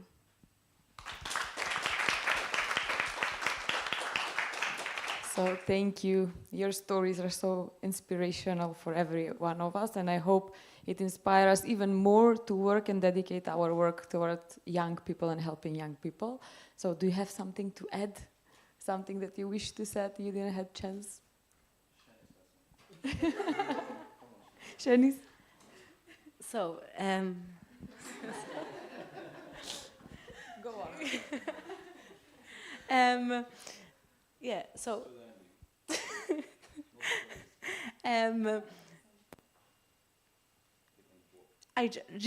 I want to say everything, but at the same time I don't have the words to say it, because whilst I was there, I found many good friends. I found my therapist as well.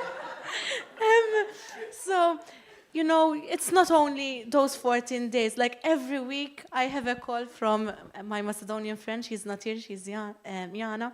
She still calls me once a week. We update each other. You know, I message some out of the blue, like, "Hey, how are you?" You know, it doesn't stop there. It's ongoing. Like even here, I was to come to Estonia for only 1 day, almost, I can say that.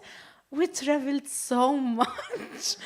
And I was like, I would do it 100 times just to see them again, because the feeling that you have with those people, you connect with them, you show them your true self.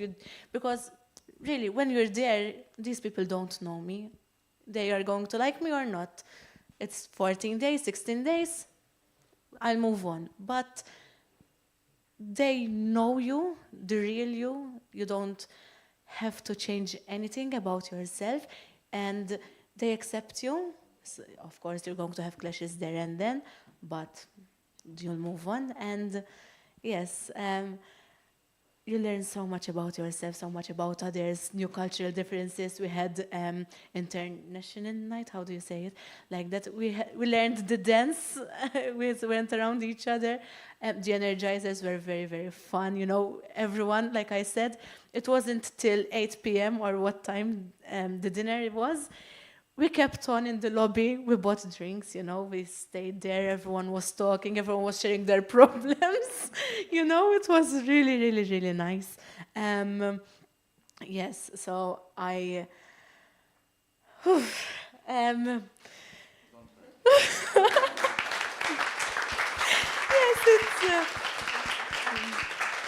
yes, it's a bit emotional because you don't really know them, but at the same time, it's 6 months passed, and I feel like not a day passed when I saw them now, and let's do it again, like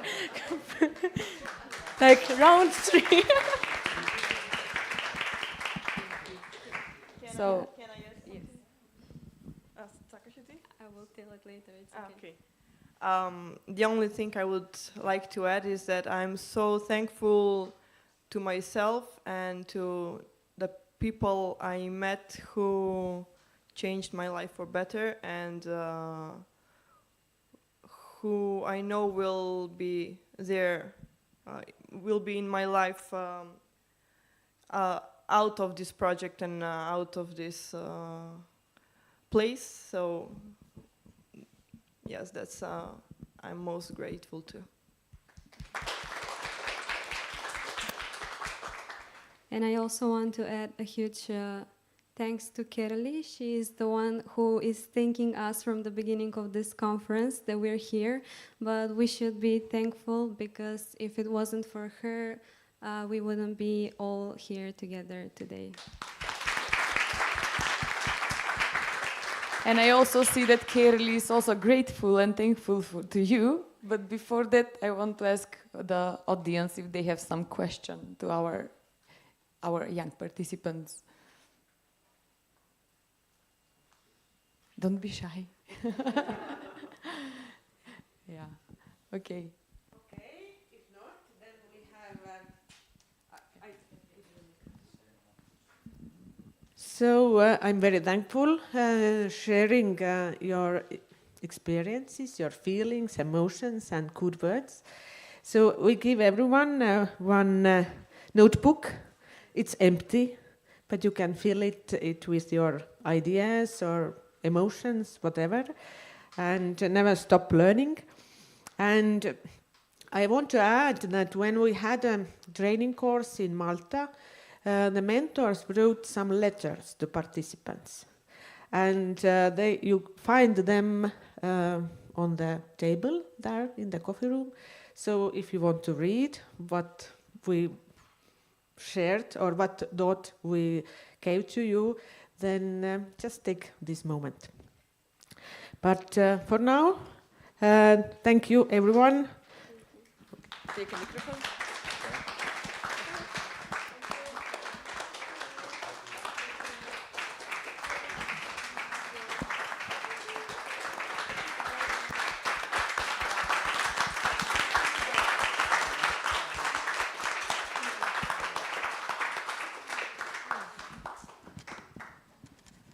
This was such a nice session.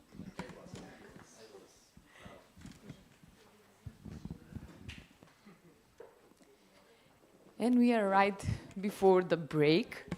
And before we go to our lunch break, I would like to ask you one task. Kerli mentioned that in the table outside there are some stories from mentors to the youngsters. So whoever feel like adding up to those stories, we have some green cards on the chairs near you and some markers, some pens that you can write. You might want to write your most impactful learning experience you had in your life. So I think it will be nice to share and to add to all these letters and to the value that these mentors and youngsters bring from the camp to us. So after that, we have a break until 1:15, so 15 minutes past 1. We are coming back, and enjoy your break. You can also always ask questions, anything you like, to the mentors, to the youngsters, to everyone. Yeah, so free to go.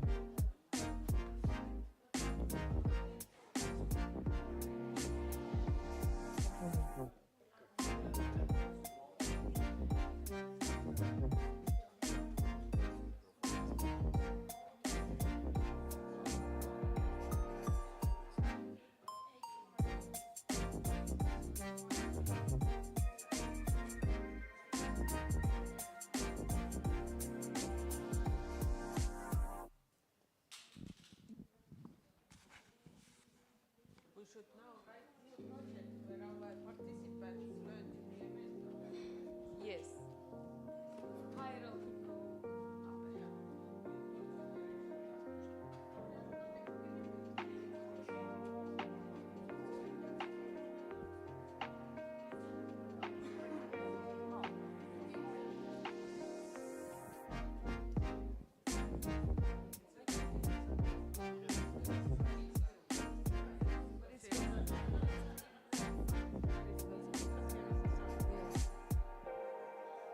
But it's nice, it's like this and that.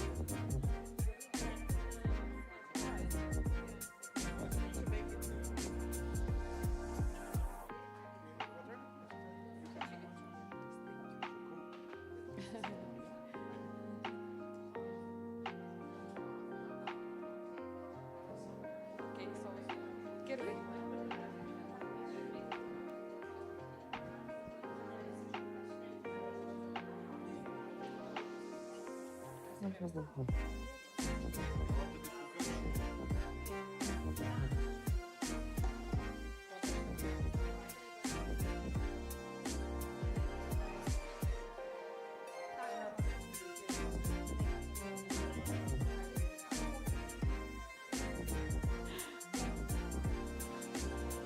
Yay!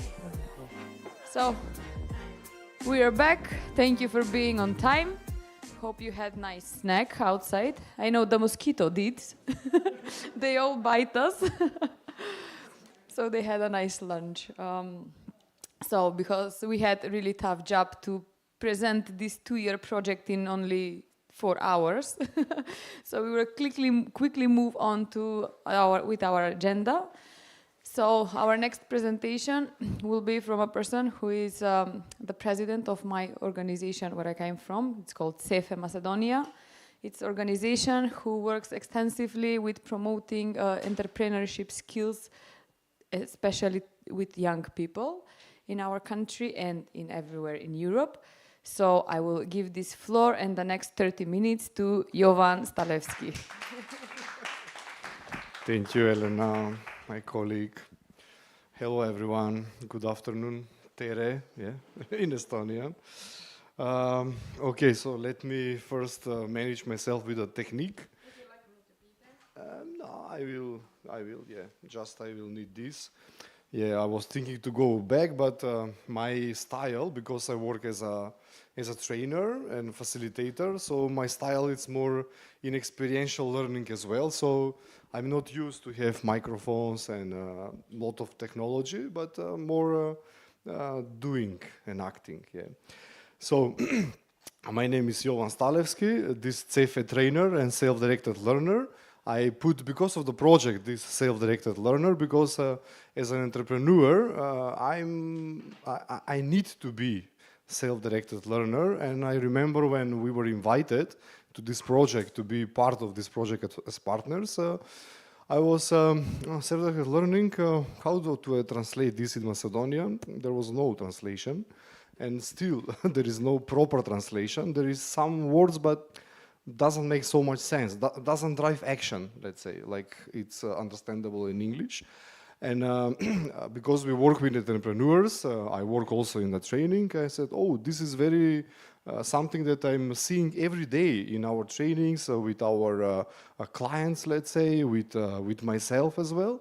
And let's dive into this project and let's see how we can connect actually self-directed learning with entrepreneurship, and what CEFE Macedonia as organization of professional trainers that exist from 1997, how we can add value to our services and to our clients with this project of self-directed learning. So, and this session, I will try to be interactive, and I will try to achieve first to understand and to become aware that SDL, self-directed learning, abbreviation, entrepreneurship are inevitably interconnected.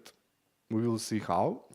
To recognize situations in entrepreneurship where SDL plays critical role for entrepreneurs, and to understand that the behavior of entrepreneur and behavior or these skills of SDL can be great asset to motivate people to excel in their professional and personal life. Like we saw with the panel before, each of the participants, they were saying that something changed with this project.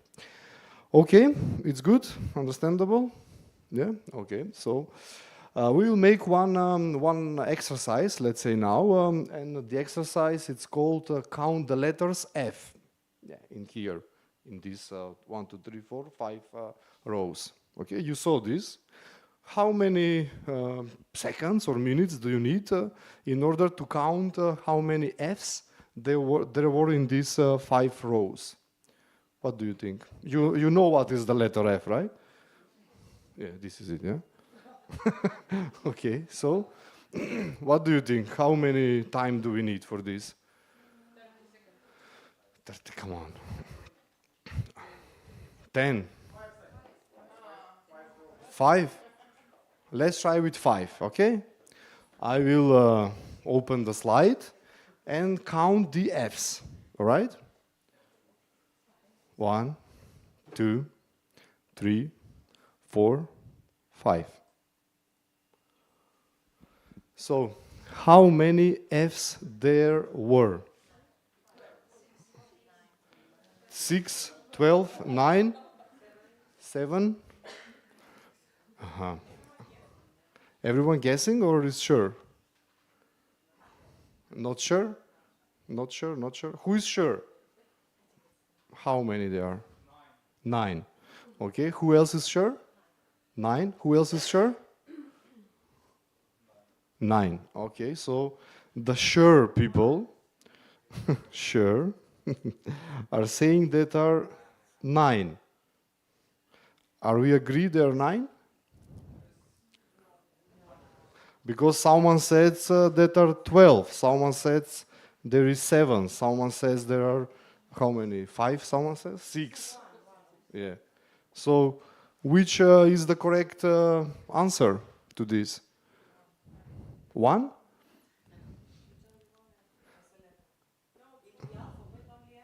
Of course, but in the section before. So what to take as an absolute truth here? What is the fact? What is the correct answer? We go and check? Yeah? Okay, let's check.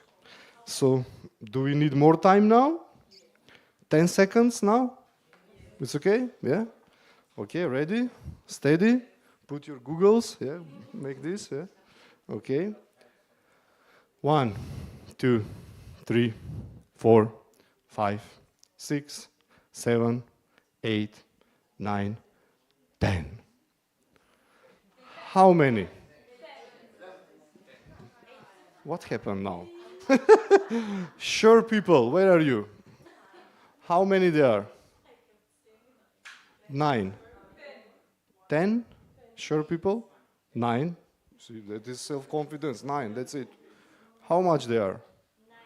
9? So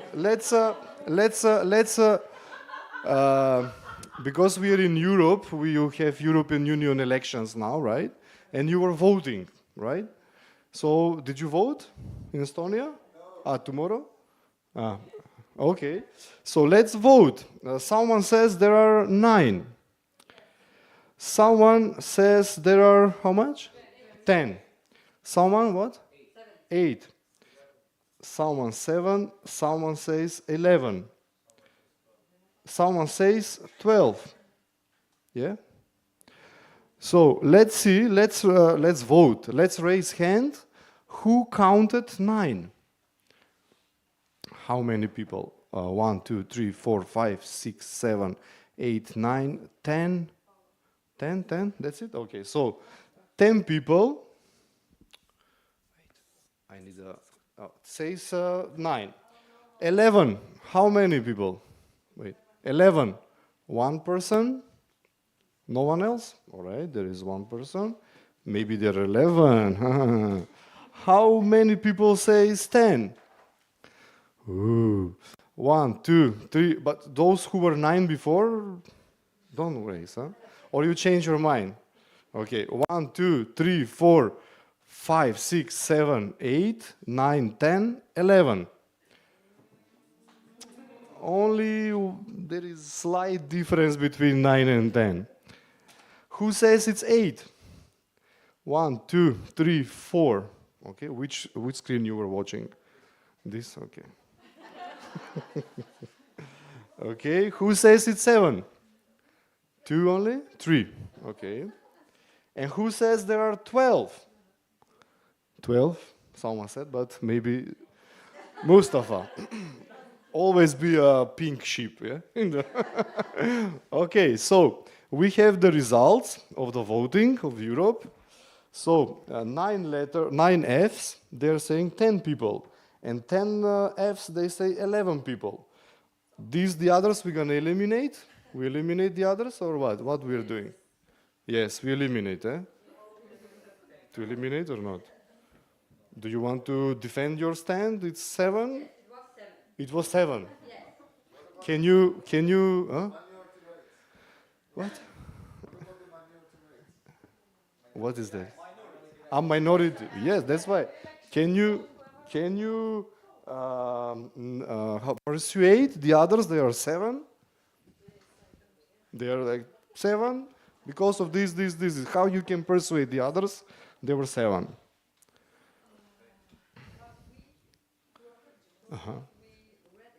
You read it, yeah, and you are sure it's 7. Twice you read 7. Those who says they are 9, how are you gonna defend your stand? They are 9 and that's it. You saw 9.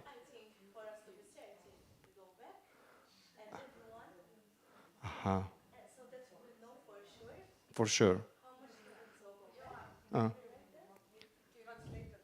Okay, yes, sorry. This one.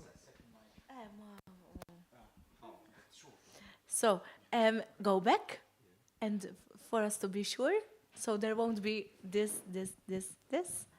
What is your suggestion? Go back, and we all count them together, so we'll be sure who is right and who's wrong. So you want to recheck.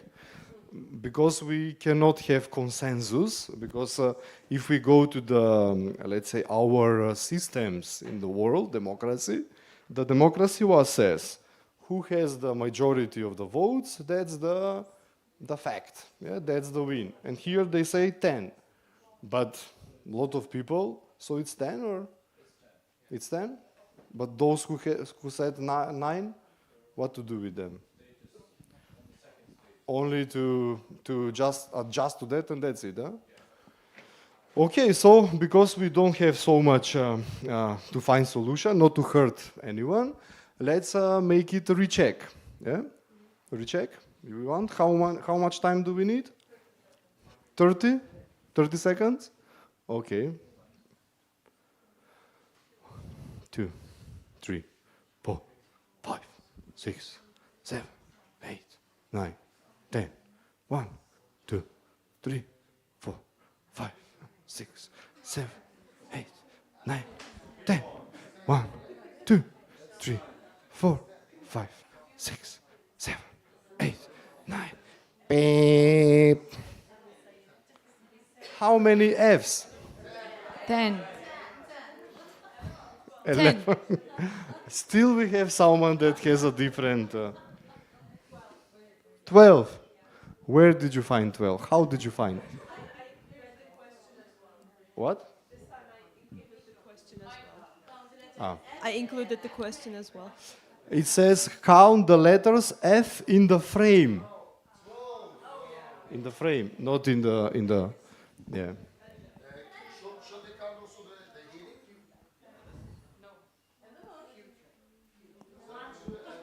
Can I count the E because E includes F?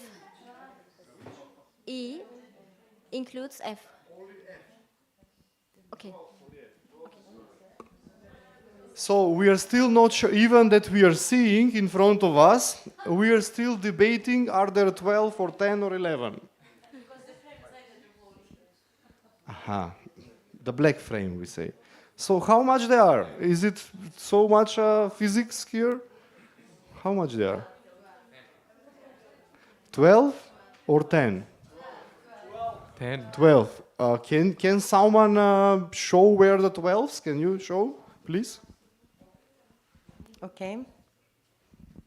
1. In the frame. What? Yes. Ah, 10. 10. Yeah, 10. Which frame? This frame. Yes. Yes. Okay, so where we go from here? So if we say this black frame, how much they are? 10. Okay, good. So what happened from the beginning? What happened from the beginning? We said, who said here 10? There was no one, or only one, maybe, or two. Yeah.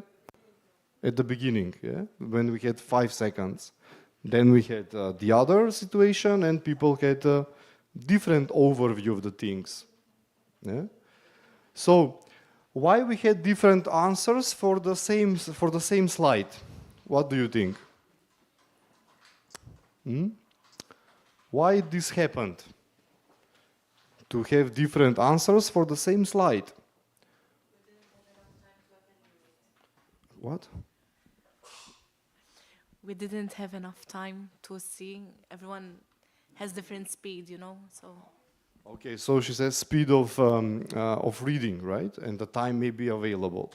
Okay, so why someone counted correct, someone mistaken? Maybe the speed, maybe the view, maybe this misunderstanding if it's in the black frame, maybe it's in the whole slide. Yeah, so there is a difference also in understanding. How did you feel that you were pointed as mistaken? Because someone says, no, 10, 11, that's it. But the one who says 7 or 8, maybe don't feel very good. How it was? It wasn't very good.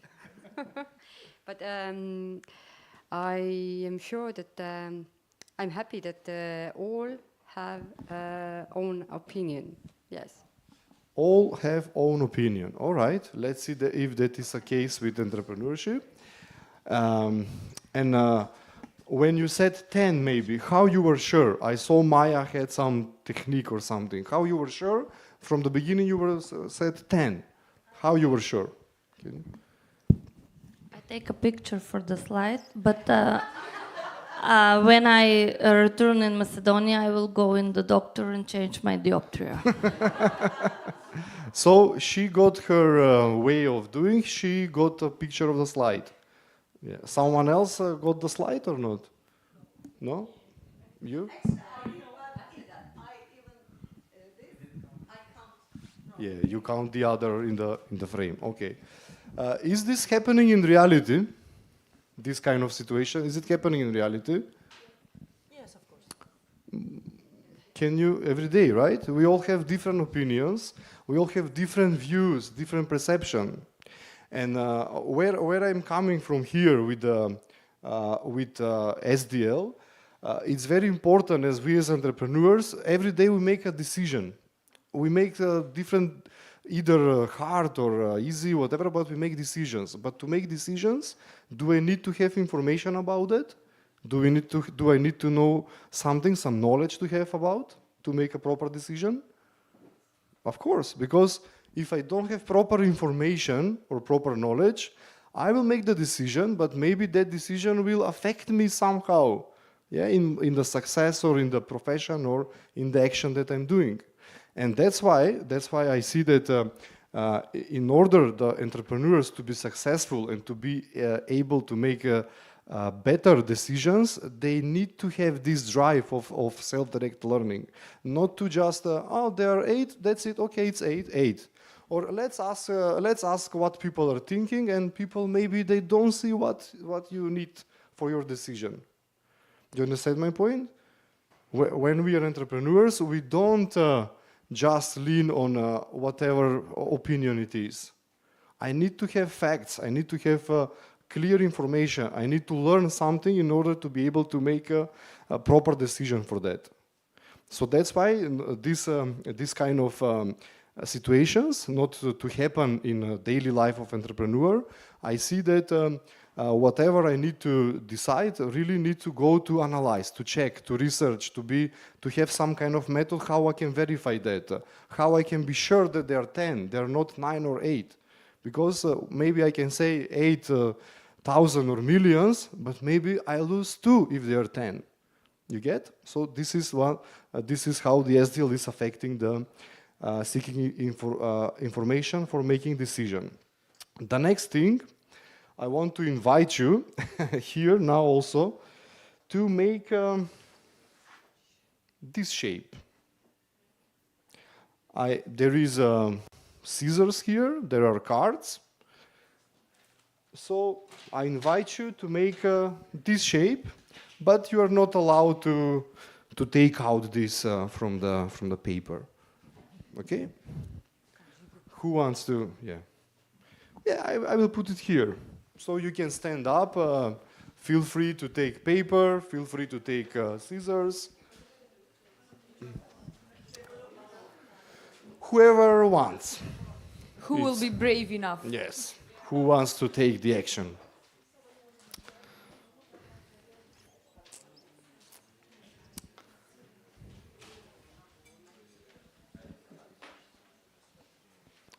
How it looks like.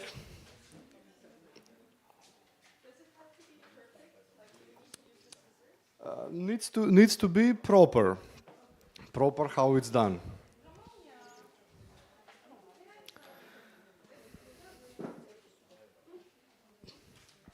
You can try, you can cut. We have more papers if you need.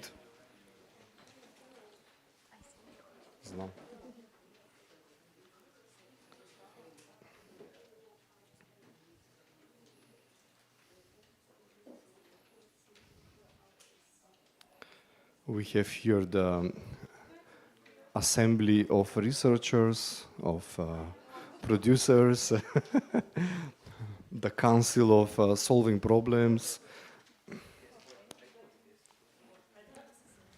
Scissors. You can share the scissors as well. Share the resources, like there is in the nature.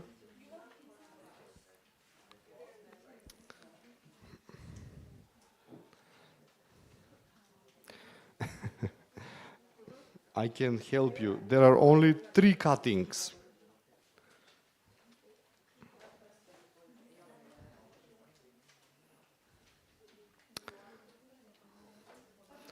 There is another model I will give you if...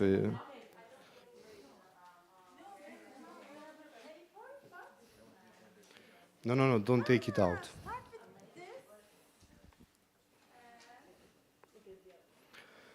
Maybe we can learn from each other, I don't know. You can not.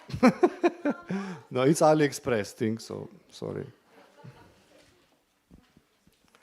But it suits you, yeah.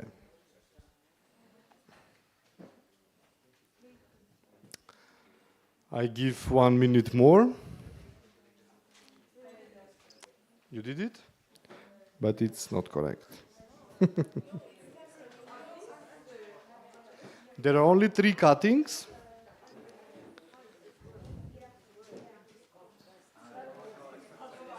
Yeah? Yeah, maybe I will take 2 minutes plus.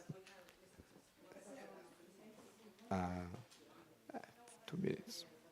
Bargaining, 2 minutes. Okay. Huh? No. No. There, yes. Yes.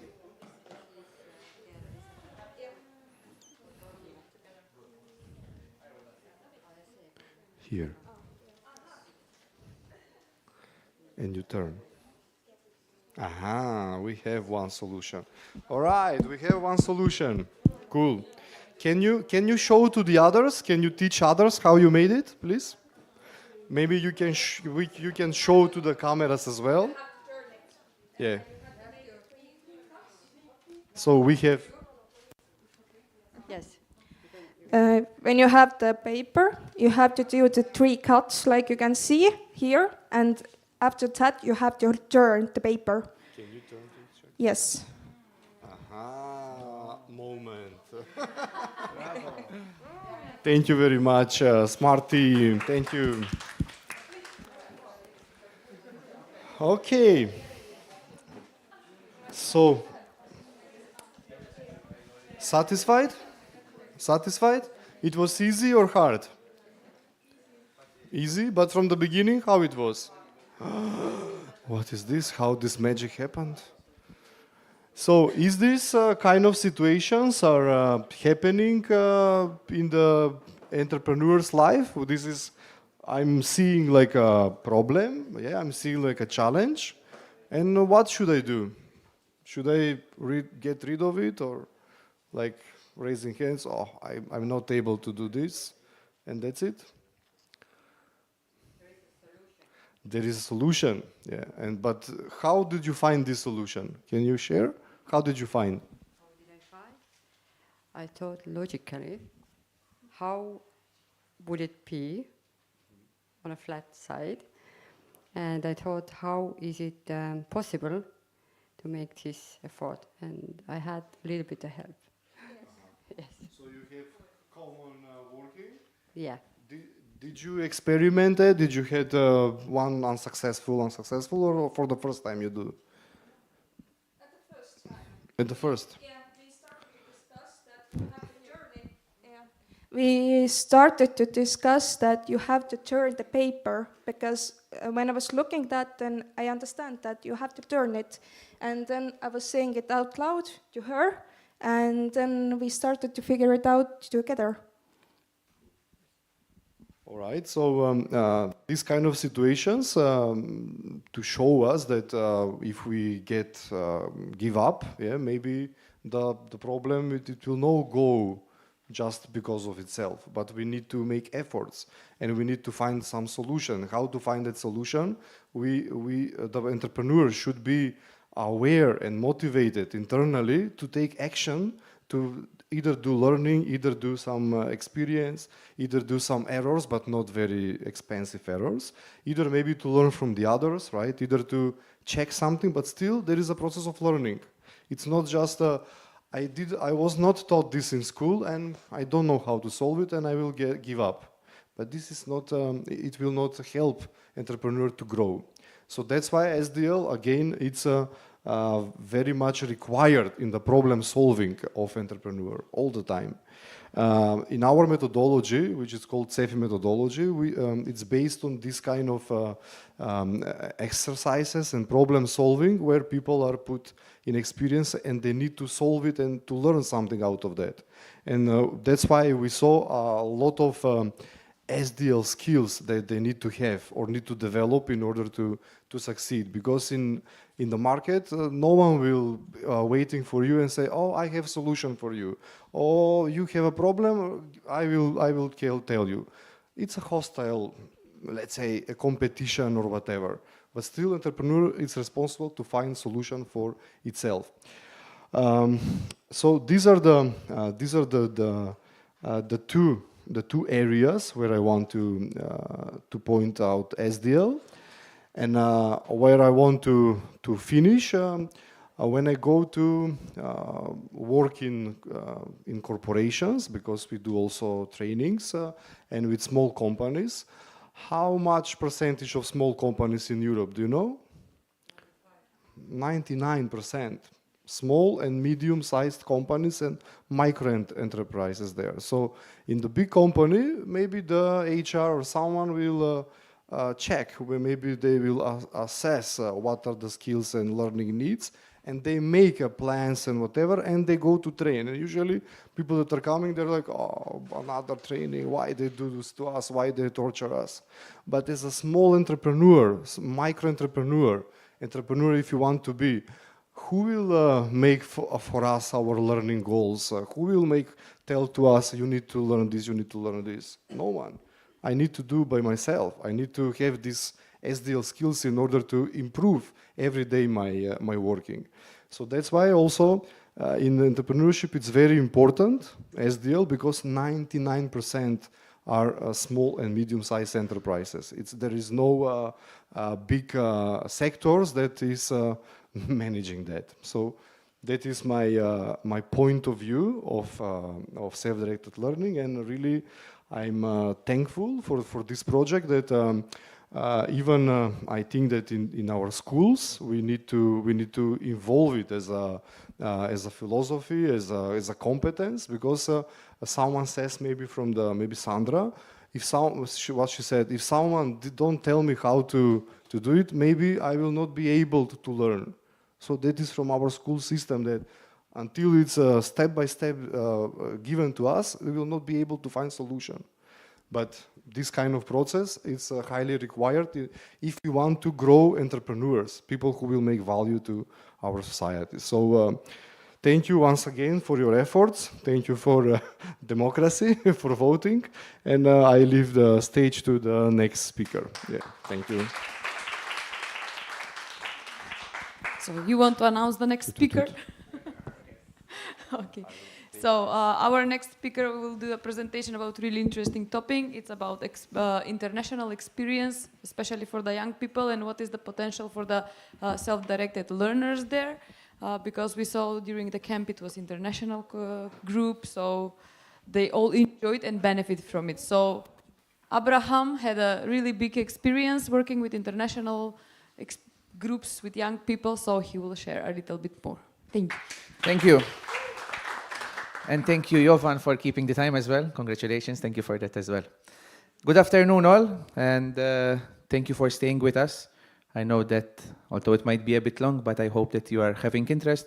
And thank you also who's watching online. I know some people are watching us from Malta, so hello and thank you for being with us as well. So, as my friend here said, I'm an international youth worker today. In Malta, as well as in Estonia, luckily enough, youth work is a profession, okay? So we also go to university, we also study youth work, and today I will be sharing a bit with you my journey here, okay? And also the importance of youth work, the international youth work aspect, okay? So my journey in youth work started back in 2013. But back in that time, it didn't start as a professional youth worker, but it started when I was on the receiving side. So I was there as a participant, like you young people were back in Macedonia. And one of my first experiences actually was in Greece. Okay, so here you can see a younger Curly, younger Volkan, you know. So yes, it's a younger Volkan, okay, so a younger me as well. So this was actually my second activity in Erasmus+. Okay, so Erasmus+ was my, let's say, channel of what that showed me what international youth work is. Okay, so as a young person at that time, I started going from one experience to another, and this was in 2013. And a year later, I found Estonia as well, and that is actually my first experience in Estonia, and that was in Pulva. I'm not sure if I say it correct, but the Estonian friends are saying it's so and so. So as you can see, along the years, I started going to projects, and at that time, okay, it was going from to explore different countries, make new friends. But along the time, I started to notice some changes. Okay, so 2-3 years down the line, after I started going to projects, I sat down and I started to notice what was happening in me. And I like to sort of compare youth work, or international youth work in this case, to hot water. Okay, so these experiences that I was having internationally, for me, were like hot water. And you might ask, why hot water?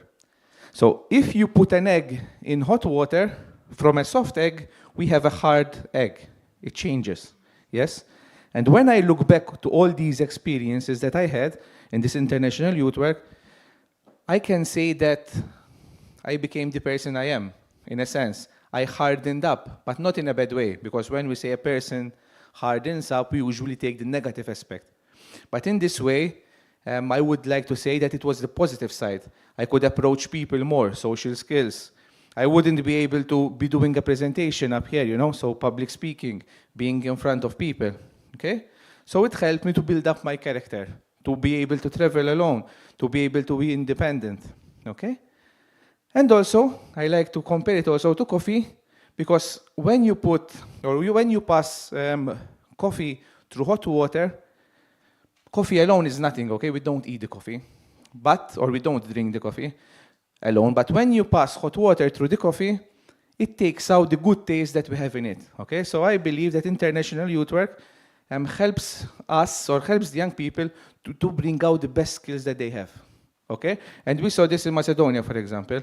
We saw that young people who brought out their photography skills, their editing skills, okay?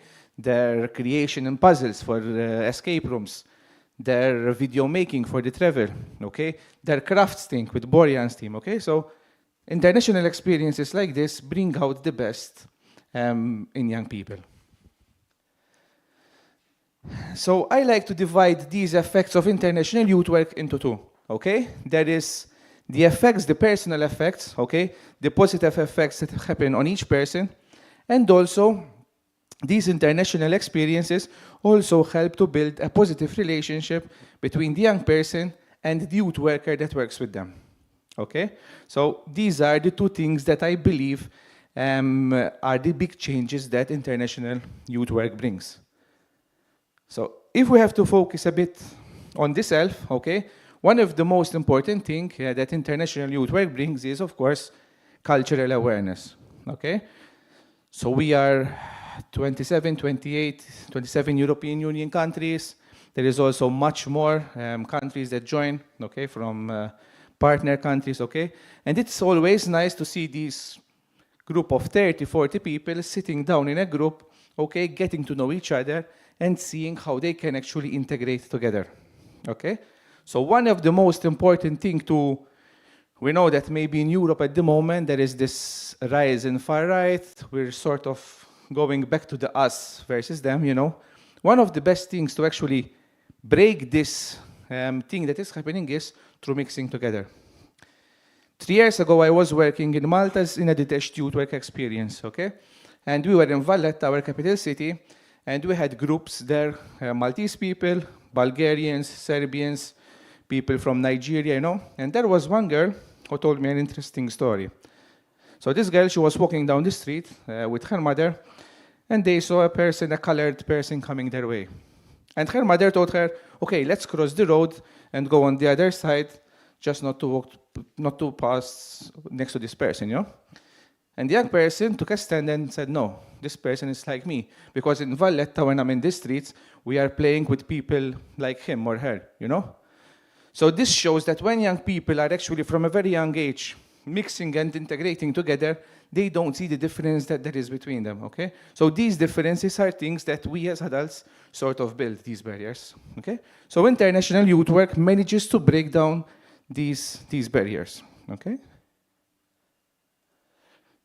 Also language skills, okay? So I have worked with a number of young people that language might have been a problem, okay? As you know, in these type of activities, English is the most used language.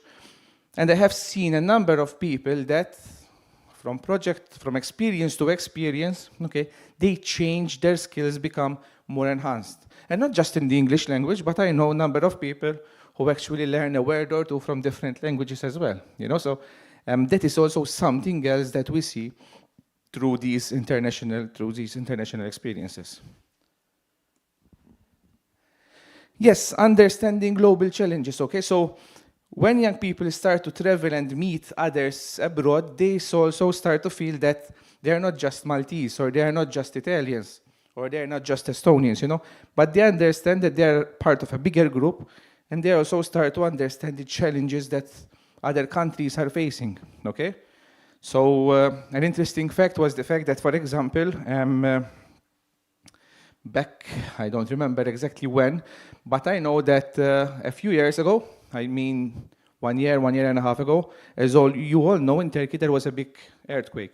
Yeah, it was interesting that our young people were texting their friends back in Turkey, okay, to see how they were, because we had a youth exchange 2 years before, and these 14-year-olds were kept so much in contact with this group from Turkey that they were worried what's happening with their friends, okay?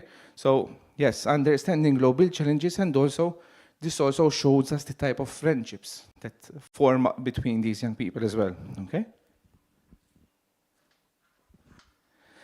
Also, social skills, okay? So, being in a group that you don't know most of the people, okay, you have to sort of enhance your social skills to learn how to make new friends, okay, to build social bonds, to build connections, okay? So these type of experiences put you in the, let's say, position where you need to enhance your social skills and also learn how to bring up and build those social bonds with other people as well, okay?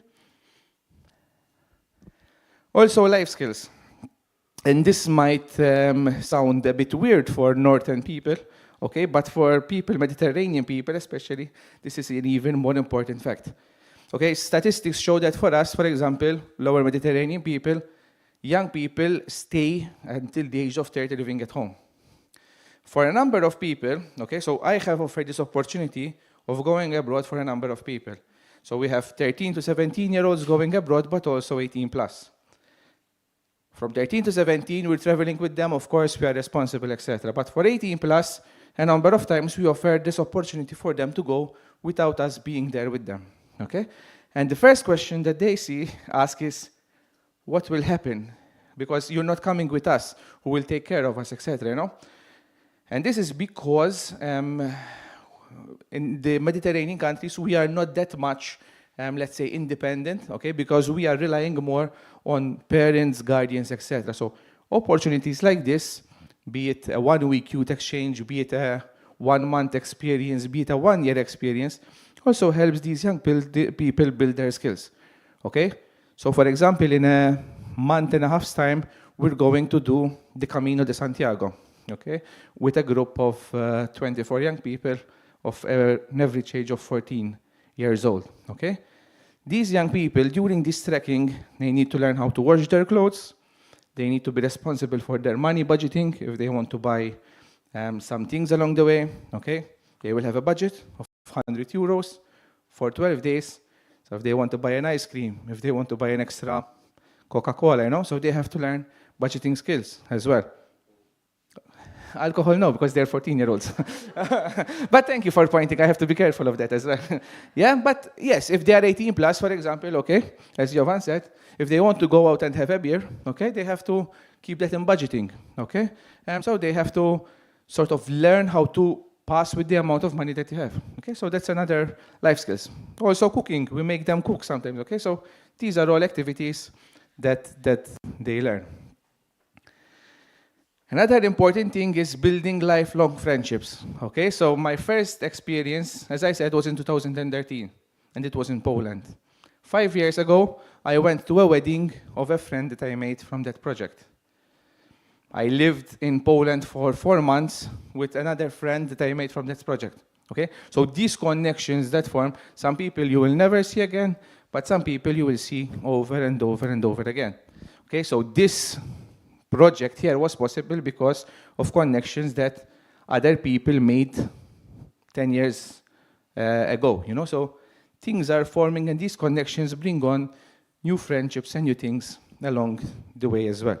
Apart from also international babies as well, you know. So we have what we call Erasmus babies, so that is something extra apart from the lifelong learning, but Erasmus families as well. Also a sense of belonging, okay? So as we know, especially after COVID, young people are experiencing more and more loneliness, okay? So we know that there isn't that connection. And international experiences provide these young people, first of all, a chance to be physically present with someone, okay? We are presently physically here, okay? Most of us are here physically.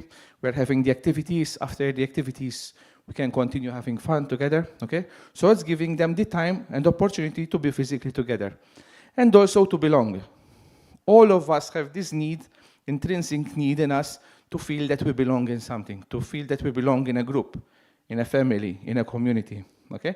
And this is something that a number of young people, unfortunately, are not taking back home, okay? So experiences like this gives them the opportunity to at least feel that they belong within a wider network as well, okay?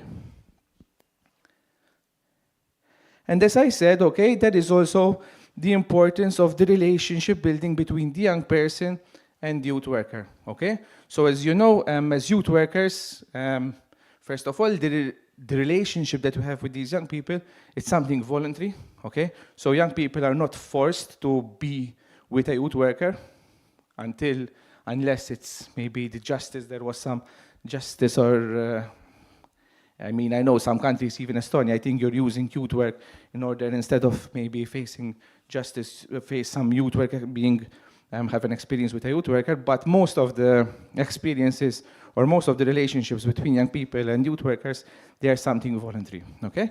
And it's through this relationship that young people open up about their problems, about their situations, etc., with their youth worker, okay? So these experiences help us, or help young people, to feel more comfortable with their youth worker.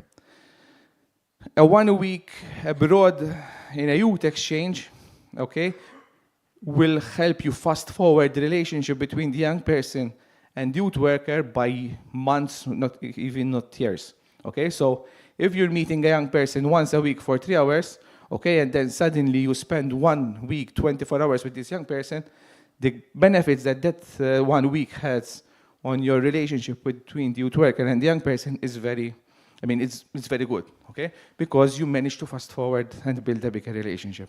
And then, as we know, through that relationship, the change happens, okay? Young people start opening up.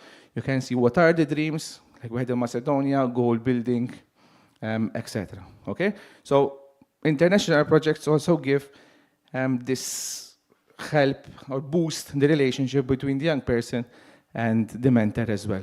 And a part of that, apart from having this friendship and boosting of the relationship, also the young persons, this helps to gain more trust within the youth worker, with the youth worker as well, okay? And these are some photos of international youth work. This was this year with a group of 14, 15-year-olds. This is in Estonia as well. That's Pärnu. I hope at least the Estonians know the summer city. Yes, this is a group in Malta, okay, that we have. In Malta, we work a lot with young people coming from social backgrounds, social difficulties. So we organize a lot of activities for these groups. Apart from, we have also young people coming from intellectual disabilities, people with Down syndrome, autism, you know. So these are some of the groups that we actually work with. I know that maybe international youth work for some people might seem as a big challenge, okay? So every year or throughout the years, we have taken a number of groups abroad, some of them with challenging behavior, okay? Some people called us crazy for risking to take these young people abroad, okay? Just to give you an example, last summer, we were in Muhu Island, and we had a group of 14-year-olds coming from a residential care.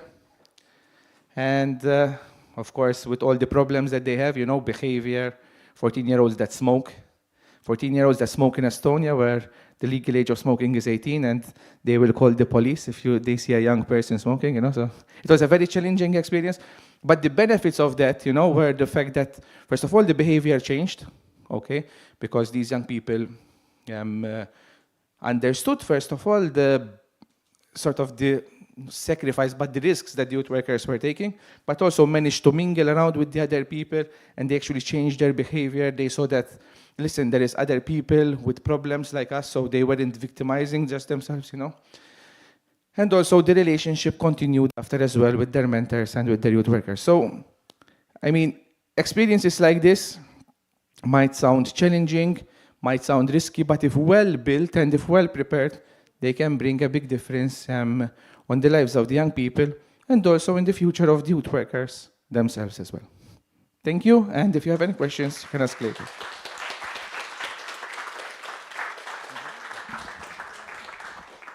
Thank you, Abraham. So our next presentation will be from our lovely Vesna from Prisms Malta. She will talk about the mental health and self-care, a topic which was paid great attention to during this project, knowing that we work with a lot of young people, especially in the NEET category. So she will tell us a little bit more about this topic.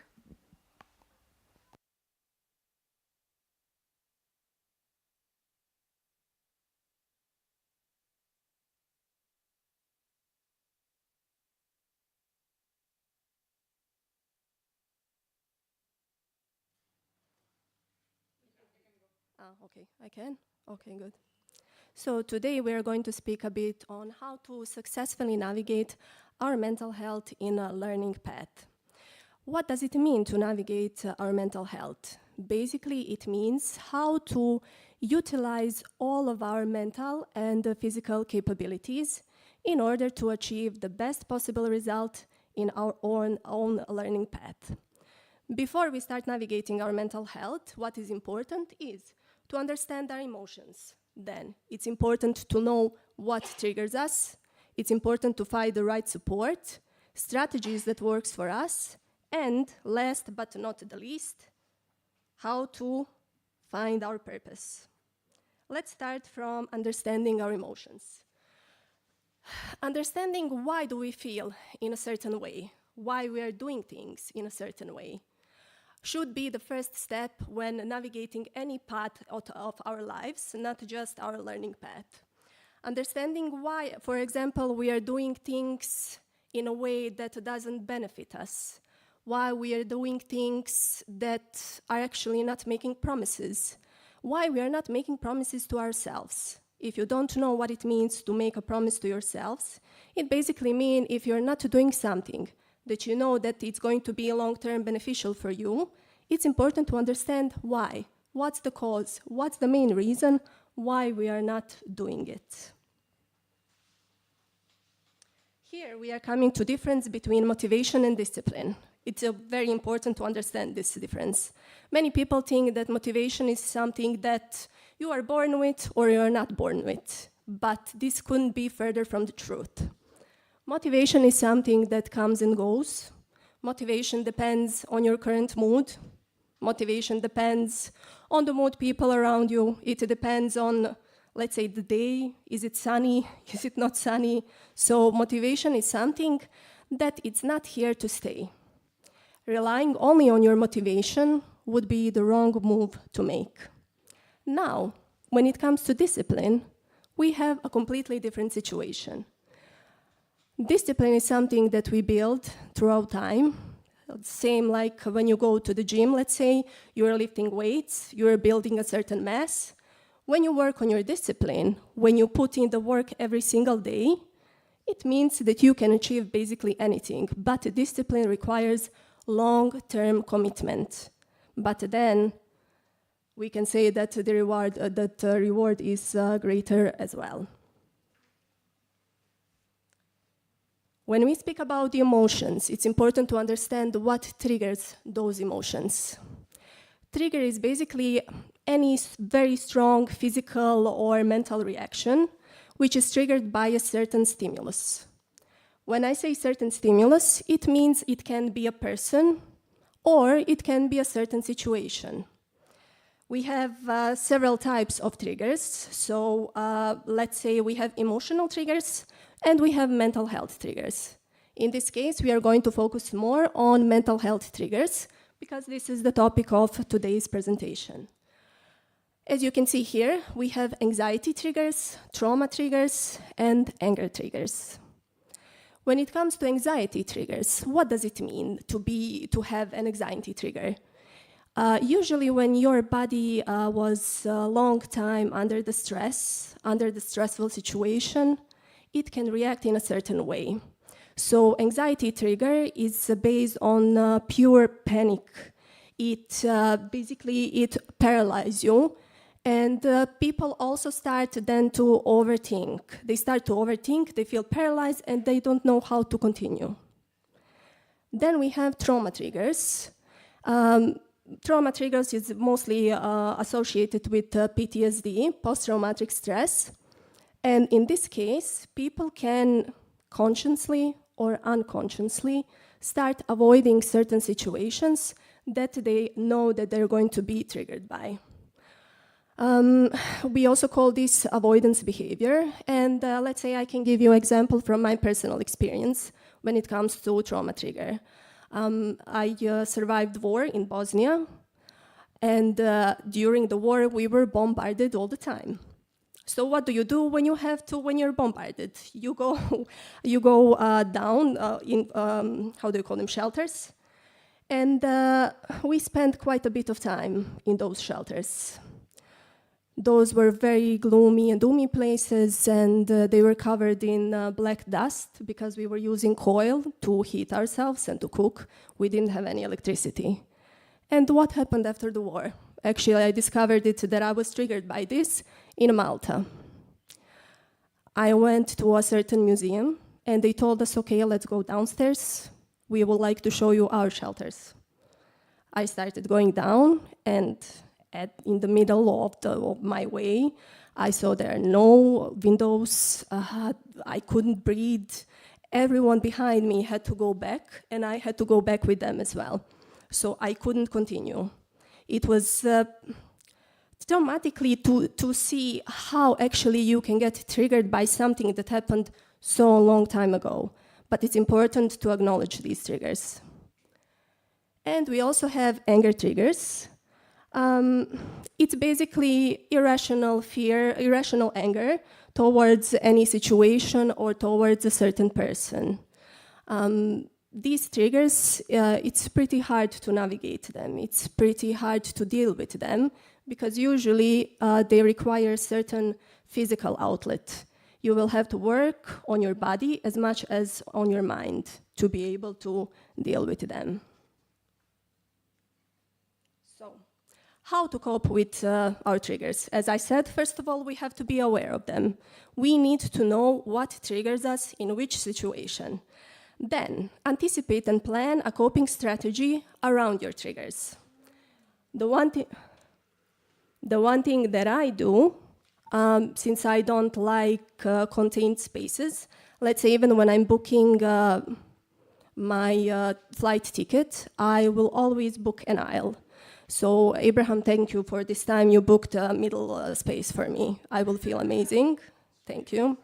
But as I said, if you know what triggers you, you can plan around it. If you know that you don't like, let's say, loud places, you don't like to have a lot of people around you, maybe, and you want, let's say, to go to shopping mall, choose early morning hours when there is not a lot of people around. It's also good to keep a journal. So it's also good to, every time when you're being triggered, to write what triggered you. This allows you, after a certain time, to go back to see how you were triggered before, how did you react, and what can you do next time. And as I said, exercise on a regular basis, especially if you have anger triggers. You will definitely need, in that case, a certain physical outlet. Then another thing that it's very important is to find the right support for yourself, because not everyone is going to benefit from the same type of support. Take care of your body to be able to take care of your mind. Reach out to other people. Reach out, connect with other people. We all need a certain type of connections. Also, if you're struggling, let's say men usually tend to struggle when it comes to opening up, finding people that they believe enough to speak with. So in that case, it's good to seek therapy as well. There's nothing wrong with therapy. Set goals and priorities. It's better to start small. If you decide that you, let's say, want to learn more about let's say, financial literacy, and you set yourself a goal, okay, in 1 year of time, I will get a degree in this area, I will get a certain certificate. Start small with goals. Have daily goals, have weekly goals, have monthly, and in the end, have 1 or 2 big yearly goals as well. And of course, start implementing it. Without implementation, without taking action, nothing is going to happen. Okay, now we came to final part of the presentation, finding our purpose. Why is it so important to find our purpose? If we don't know what our purpose is, what makes us tick, then achieving our goals, even within learning path, is going to get trickier through time. So I mentioned triggers. We need to know what triggers us, and we also need to learn what makes us tick. If you don't know what it means to make you tick, it means what makes you feel alive, what makes you reach your goals. All of those best things that make you actually striving towards something. Is that money? You have to be honest with yourself. You have to start from the self-reflection. Is that the money that makes you tick? Or maybe helping other people, is that makes you tick? Be honest with yourself. And then prepare yourself for trial and errors, because this takes time. Usually, most of us, we don't know our purpose at the beginning. So if you try to do something, if you try to embark in financial literacy, or you try to become an artist, try it. There's nothing wrong with trial and error. If you're still struggling with this, then it's good to go back in the past. Go back when you were young, go back in your best years. Of course, that depends on how old are you now. But go back and think about things that made you the happiest back then. Can you do something like that now? Can you connect that feeling, that enjoyment with something that you're doing now? If you can, try and do it. And as I said, practice patience. This takes time. We cannot know, usually we don't know our purpose immediately, but it's good to try. The most important thing is to try and try again until we embark on something that we really, really like. And just as a conclusion, you see different types of pictures here. You see some young people kayaking, you see some young people here with animals, they are making music, and you see some young people just playing Legos. Is there something strange in these pictures? Can anyone tell me?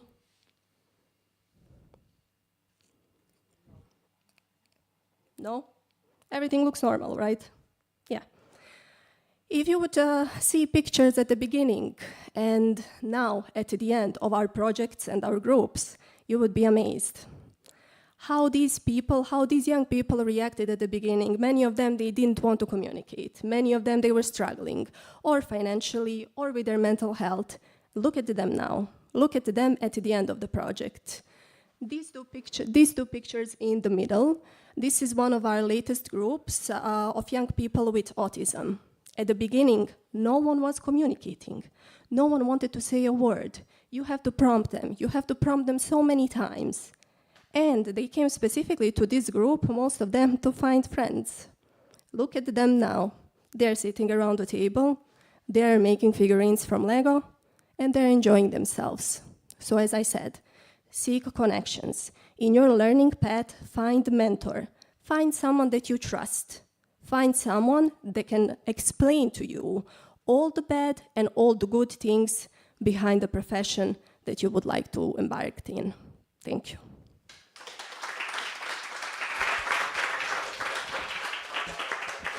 Thank you very much, Vesna, for this presentation. There were a lot of valuable things that we can pick up from it. So our next activity is our final panel discussion now. So we heard the youngsters. I think now it's time that we hear also the mentors who were working with those youngsters, and we can conclude the circle of this project and the activity that we had in Macedonia. So I invite now to join me on stage Marianne from Estonia, Abraham from Malta, Borjan from Macedonia, and Esen from Turkey.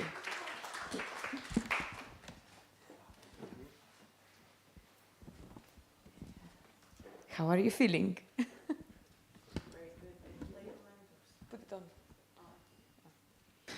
Very good, thank you. So, first of all, I would like you shortly to introduce yourself and tell what do you do on your daily basis. So what is your occupation? Okay, I'll start. Hello, my name is Marian from Estonia, and on a daily basis, I'm a project manager at the Võrumaa Development Center, and the project is about supporting needs on labor market, attending on labor market, and in education also. Hi, I'm Borjan. I work in marketing and PR, by the way, from Macedonia. Yeah. And I dabble a little bit in youth work with a lifelong dream to be a full-time job in Macedonia. Thank you.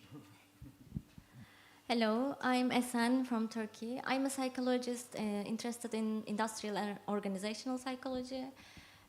So I work for a textile company in talent management specialist, and also I provide to young people some soft skills training, and also mentorship about career management. Thank you. Hello, as I said before, I'm Abraham from Malta. Nowadays I work as a full-time youth worker with our organization Prisms, and my job varies. We have different youth groups. I'm based mostly with young people coming from social difficult backgrounds, so I'm mostly working with those young people, and also sometimes working on projects as well, on Erasmus projects, but not just Erasmus projects, other projects as well. But my full time is youth worker. Okay. So all of you have extensive experience as a youth worker, working with youth, but can you share what was the biggest lesson you gained from working with young people from this project? Okay, as I have the microphone, it seems that I am the one that have to start, yes? Okay, so of course, when you were working with young people, there is things that you are showing to young people, but there is also a lot of things that you actually receive from the young people. And one thing that stuck into my mind was the perseverance, I remember, for example, when we wanted to do the small project that we had in the second week, I knew that a number of people were surprised. They knew that they had to do something, but maybe they were not sure how. They know where they wanted to arrive, but they didn't know how to arrive there. Okay, so for example, in our group, there were people that heard about the thing that we were going to do for the first time. But the perseverance in them that they sort of, okay, we want to reach something, so they kept working for it. They went out of or expanded their comfort zone, and they worked for something that they wanted. And it was interesting to see how they actually continued to work until they actually reached their goal. So perseverance and reaching their own goals was something that actually stuck with me, and also showed me that if I want something, I can work for it and achieve it as well.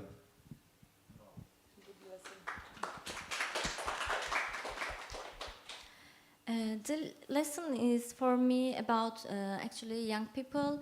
I have to say sorry firstly, but I didn't expect the young people would so talented or so successful. But I realized in Macedonia, every young person in every other countries are so talented, are so successful on their own unique skills, on their own abilities, capabilities. So I realized we have to provide them more training, more support also, because I saw that they have opportunity. If they have opportunity, they can show themselves. It's a big lesson for me. Thank you. The biggest lesson for me was probably that we are the ones who are saying if something is possible or not, because I've seen a lot of youngsters in Macedonia overcoming challenges by simply just doing it. They were just open to new experiences, and yeah, it was like the very small goals, and achieving the very small goals can have a huge impact. So that's why I was always the person who is dreaming very big, but now the lesson for me is that the small steps are these that matter. So thank you. Thank you. And what activity was most supportive to your learning process during this experience you had as a mentors? Because Abraham said it was also you were receiving from the young. It was not just you were giving to them, but you were also receiving something. So I believe that you also, all of you, have learned a lot. Yeah, for me, it was definitely that if we have some kind of opportunity, then every one of us seeks from different things they want to learn from the opportunity. It isn't like that the opportunity is meant to, I don't know, that you would have some kind of skills or some kind of knowledge, but we all have different objectives going into some process. So this was the learning point for me. And the other one, which is very big for me, because I think maybe a few months ago when someone asked from me if I presented some kind of opportunity, that what will I get out of this, or what is the theme happening there, then I always told them what I thought they would get from this experience. But now I can know that this is the thing that shuts people down, because they need to have their own thing that they want to learn from the experience. So, thank you. So, which activity for you was definitely the sport activities. They took me outside of the comfort zone, as Marianne knows, with the volleyball. But every youngster was so supportive, without being aggressive and assertive. You must do this. But the positivity was very addictive, and yeah, that helped me a lot to move forward. So thank you, youngsters. For me, it was the debriefing sessions in Macedonia, because we experienced same thing, but every young people has different perspectives. So like there's a home that have too many windows, but inside that something happened, but everybody has their different perspectives. It helped me for the other days, because I can see the others' perspectives too, and not only mine. It helped me a lot. For me, it was the fact, or rather the time spent also one-to-one with the participants. So, although I would like to believe that I am a young person, I'm getting older, okay, so I'm 33, so it's getting older. But these activities, or these one-to-one, the time spent one-to-one with these young people, help me to keep understanding and keep updated with the needs of the young people today. Okay, so as youth workers, we need to be sort of updated, and we have to know what are the needs of these young people. So we had good activities, and I liked all the activities, but part and parcel of the big 2 weeks activity was to spending time with young people one-to-one and seeing what are the challenges that they are facing, what are their needs, etc. So these type of one-to-one meetings or time spent with these persons helped me to understand more the young people that we work with, and also seeing their needs, and also then learn how to actually help them move forward as well in reaching their dreams, overcoming their challenges, and reaching where they want to reach in life as well. To continue on what you were saying, so my next question is, what did you learn about the young people working with them? What did I learn about young people? Yes, I mean, you're still young, but... yes, because if you say that I'm old... But from the younger people. Yes. You cannot say that I'm old, or else you're old as well.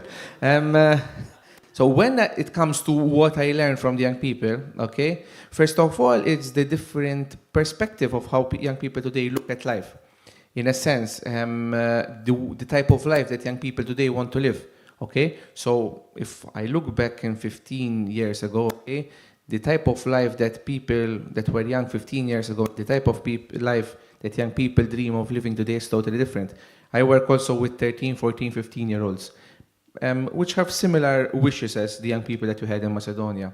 So the way that they look at work, for example, okay, till a few years ago, you get a job and that's the job for life. Today, young people are there to explore, and this came out in Macedonia. Young people would like to explore different professions. So that's one of the things that came out. The challenges that they're facing financially. Okay, so if we look today, young people today, they are facing three main challenges actually. The post-COVID traumas that are still with us, although it's already 2 years.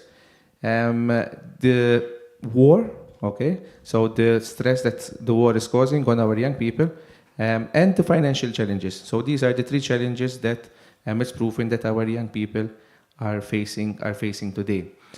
So yeah, financial things, for example, it was something that we opened up a bit more in Macedonia as well, okay? And also then everyone has their own story, personal background, home packages that all of us carry with us. And these baggages, of course, everyone has their own personal baggages, but also these were things that from some of them I learned sort of new situations, and also how to be able to deal with certain situations that young people are facing as well. Very good answer. I learned again. What did you learn about the young people? About I the participants? I about the young learned- people today. Okay, I learned, as I said before, the young people are so talented, so successful, but I learned most of the young people don't know their goal, don't know their personality, don't know their life aim, maybe. Because when I asked them my question, what are you doing? What do you want to do in your future? Most of them have no answer.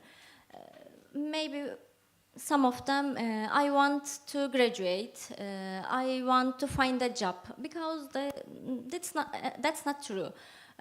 So I saw that I mentioned it before the process, but I saw the last of the process, they developed themselves about making goal activities, maybe talking each others, maybe the relationship. So I learned, as I said before, we have to support them also, how to set a goal, how to make a career road, career map. So that's it. Thank you, Esil. What I learned from the participants, no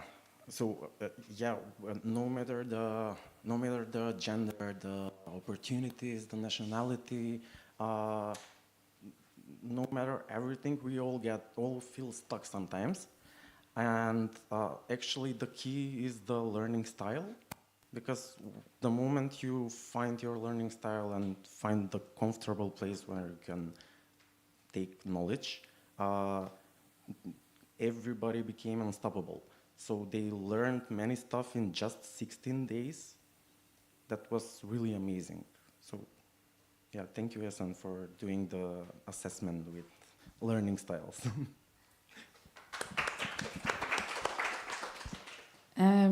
I learned 2 bigger lessons. One of them is that we as persons don't know our achievements, and we don't acknowledge our achievements.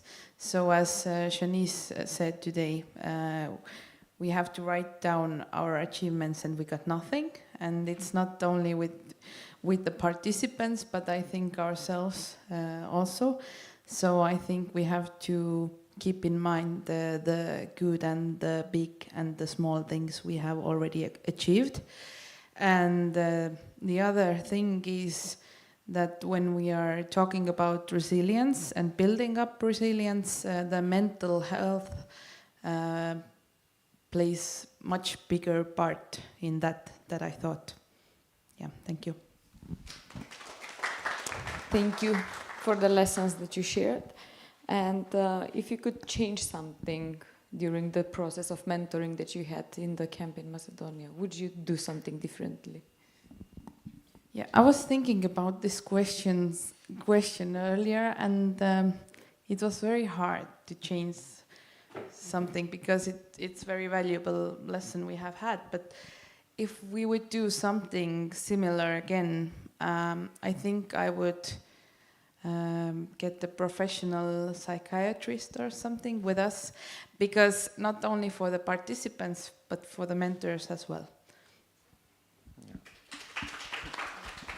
I have to agree with Marianne because the reflections that we were doing at the end of the day were really helpful to us. So if there was a professional with us to do that, we would be better mentors.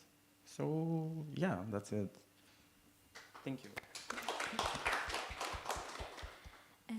I agree with Marianne. Everything was very nice, but sometimes the participants say to me, I prefer more planned schedule. I prefer more planned line.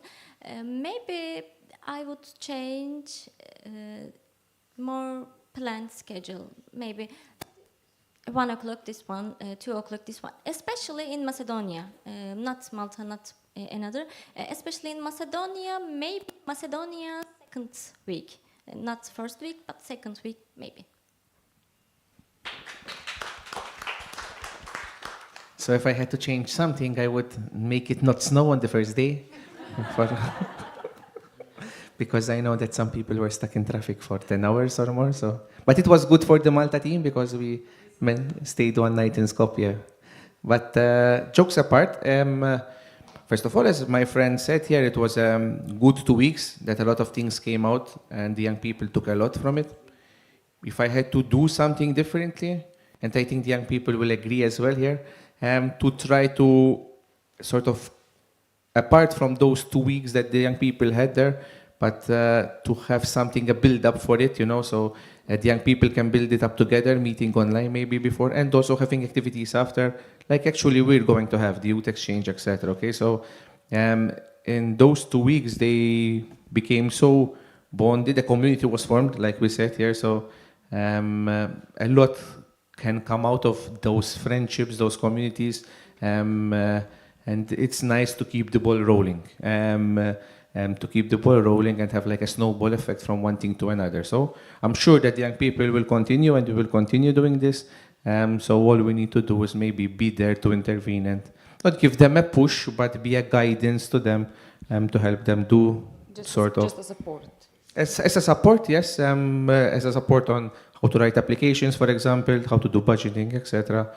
So as youth workers, we can offer the support. And as the Estonian National Agency is watching us as well, support financially for the projects as well. Thank you. Thank you. So, do you have any questions? You want to ask them? If you have one small succession for the other specialist who is working together with the youngster, what will it be?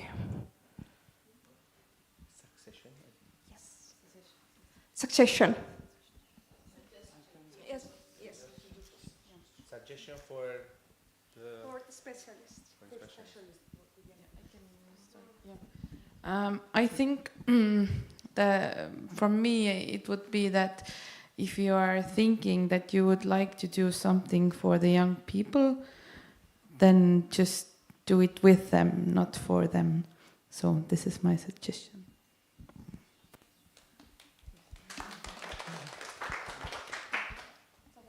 Yeah, I agree with Mariam. Sometimes we come up with ideas as youth workers and we think they are the best ideas and they are a flop. And then they come up with an idea and for you, you ask, this is only what they wanted. And it would be the simplest thing, but that's what they enjoy. So I agree with this as well.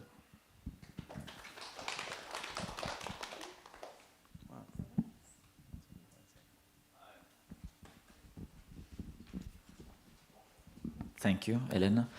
I want to address my question to Abraham. I'm very curious about because you're also not old, but experienced youth worker, Abraham. I'm very curious about this different generations and, like intergenerational differences in youth works.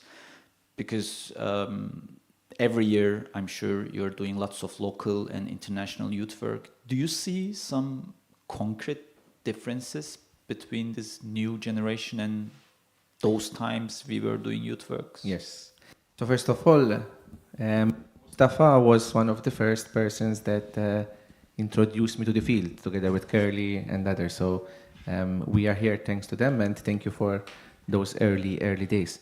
But yes, I can already see some differences from those times to today. For example, the attention span. Okay, before we used to make 1 hour and a half session, coffee break 1 hour and a half.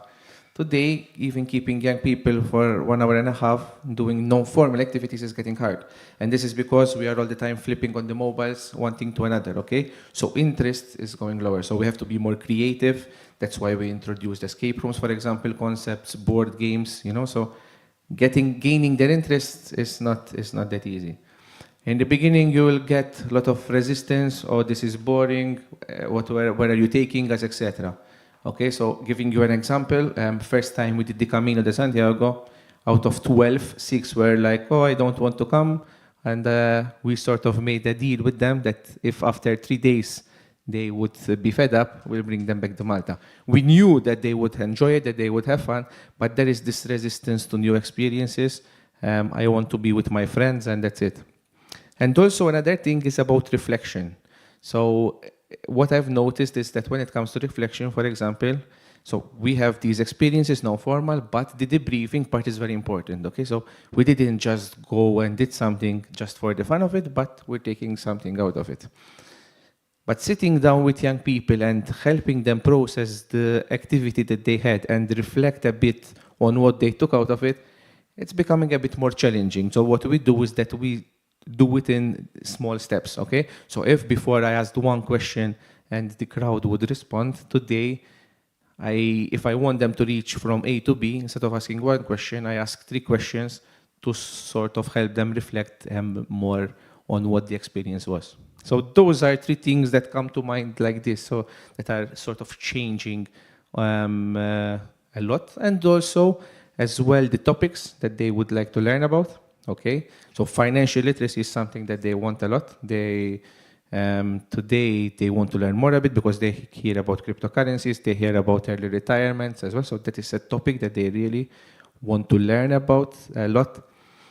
And also one suggestion is about keeping up with the trends. Okay, so knowing what's going out there. I have a TikTok just to know what's going on there, okay? Because sometimes we're speaking and they do a move or say something. And if you don't follow, you have no idea what's going on, So keeping a bit updated on those things also, I find that helps a lot.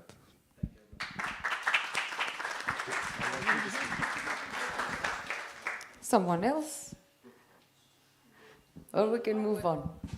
I would like to add that not for the question, but just to end maybe, I would like to say from us, thanks to all of the researchers and all of the participants and all of the, who said presidents, like the representatives of the organizations, because it has been a wonderful opportunity. And for myself, I'm very lucky that I can be every day with Kerli. So thank you, Kerli. Yes, you are lucky. Yes, you are.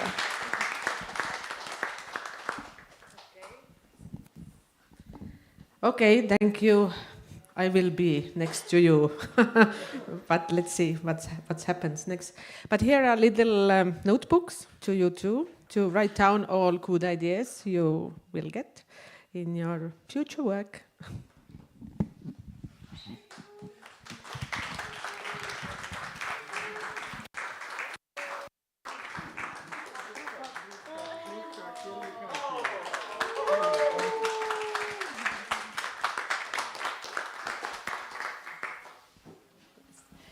And just before we wrap up today's conference, there was one surprise I didn't announce at the beginning, so we will end up with some cake at the end, right?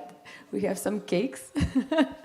But before we go there, so there is also another task that I have for you, to leave something to you, so you can take it with you from this conference. If nothing else, then let it be just that. There are also some pink sheets near you in the chairs, but you can also keep that in mind. So we saw that they tell all the youngsters had talents, but they haven't, discovered them. They didn't have the, let's say, courage or confidence to overcome those fears and to unlock their potential. So I believe that each one of us have those possibilities in us, and each one of us have some superpower that can help us achieve our goals. So I want you to think of what is your superpower that helps you achieve every goal that you have, or you achieved so far. So that is one thing that I want to leave it with you, to keep it with you. And as one of my mentors said, this is a quote, I keep it really to my heart. He said, when we stop learning, we stop growing, and when we stop growing, we start dying. So never stop learning, so stay young forever. Yeah, thank you all for coming today.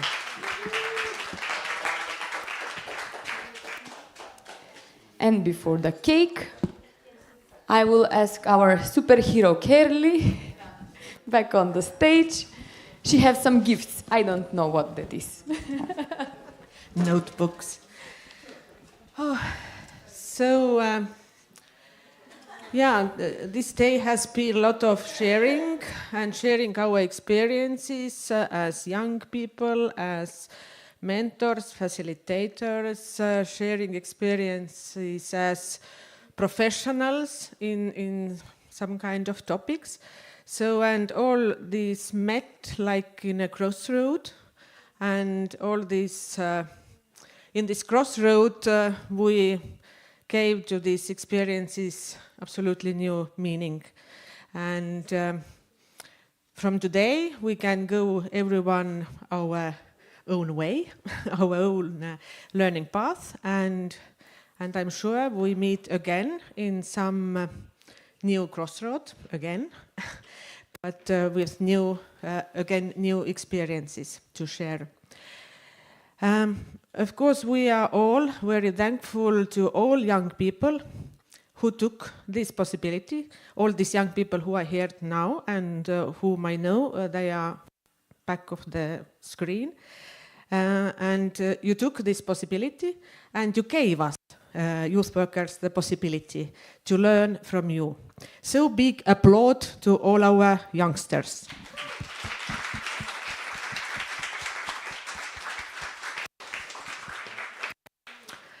And thanks to this experience, we created something new. we created the method that we can use for young people to develop self-directed learning competencies. So, and based on this very intensive process, we may say that 4 organizations can get certification, like they are certificated to implement this program. So may we give these certifications to, where they are, prisms.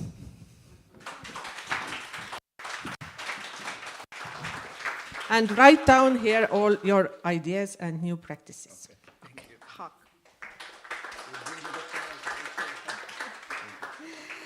Ceesu Macedonia.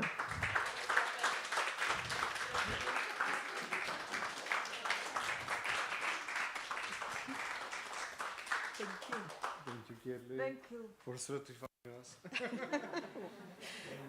Certified all. Where's the notebook? Friends. So,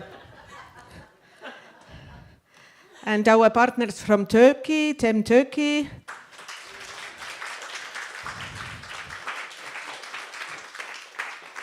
Okay, thank you. Thank you, Kelly. Aita, thank you. Thank you for the notebook and. All right. A picture, picture maybe? No? A picture one?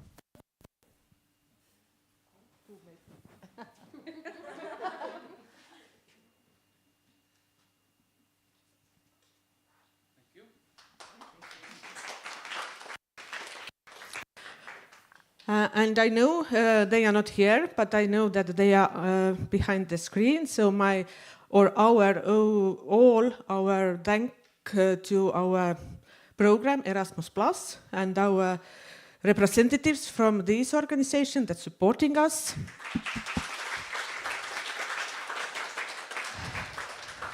And also I would like to thank my supervisor, Katrin Saks from University of Tartu, giving us the scientific support for this process. Thank you. And also the certification is also given to the hosting organization and our team. Would you like to take it?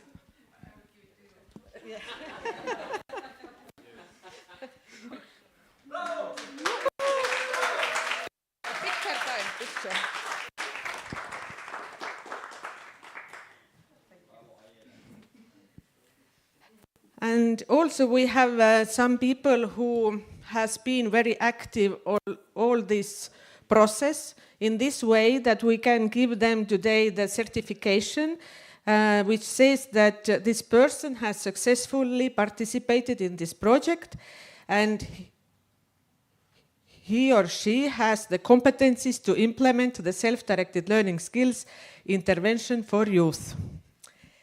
So the certification goes to Abraham Azopardi. This side, the other side now? I make the new one because she Okay.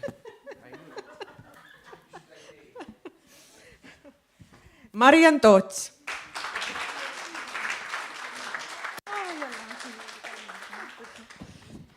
Thank you. Essen. Thank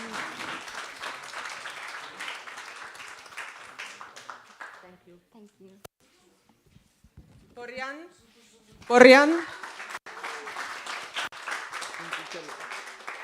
Thank you. Photo. Yeah.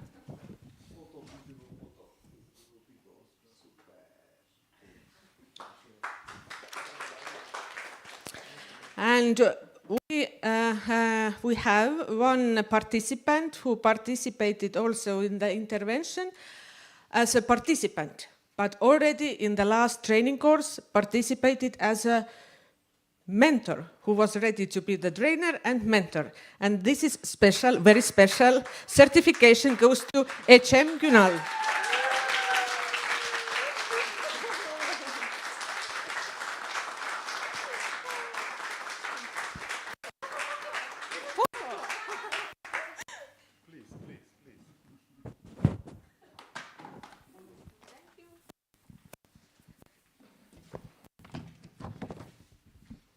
So, and let's go on.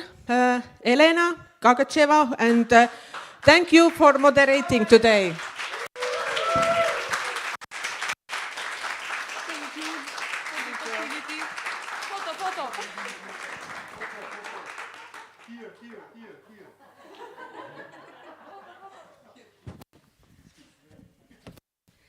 Valentina Todoroska.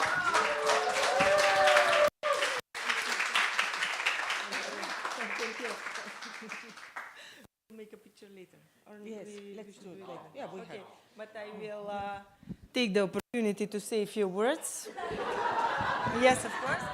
Because the president of Ceesu Macedonia, okay, you know my name, everybody mentioned me today. And he said, yes, oh, you don't have any role here. How that? Because I was in this project in the role of researcher, then I was a mentor, and because we host all these young people, because if they don't come in Macedonia, this will not happen here. And I will only share one thing. Somebody says that you are glowing differently when you are between the people who are with the positive energy, inspiring, and when you're doing your work with your heart and honest, you're inspiring, and you are not aware about that, as you can see. Thank you.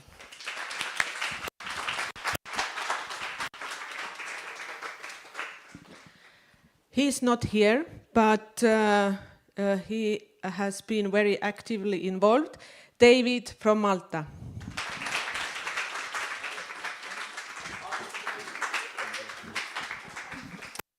Christiana from Estonia.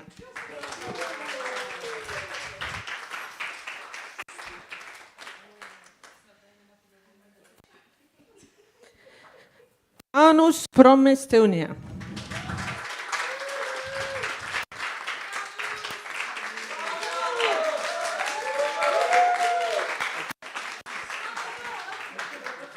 Photo later.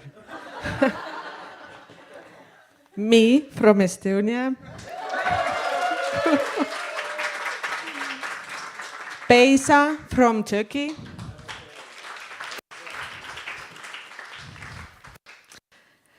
Mustafa from Turkey.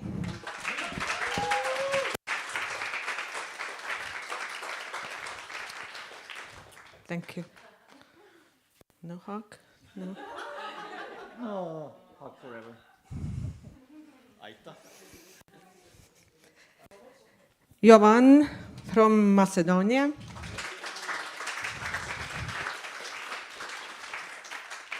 Oh dear, thank you. Photo.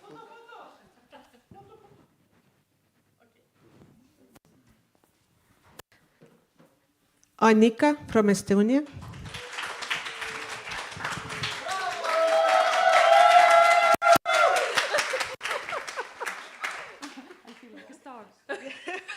A photo.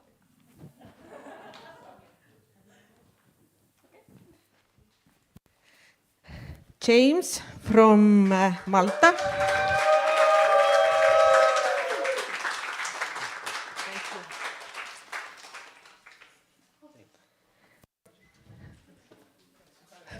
Photo.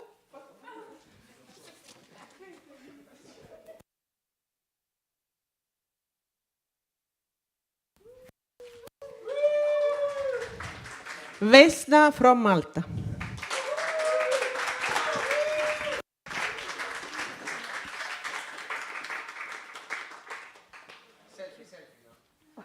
Thank you.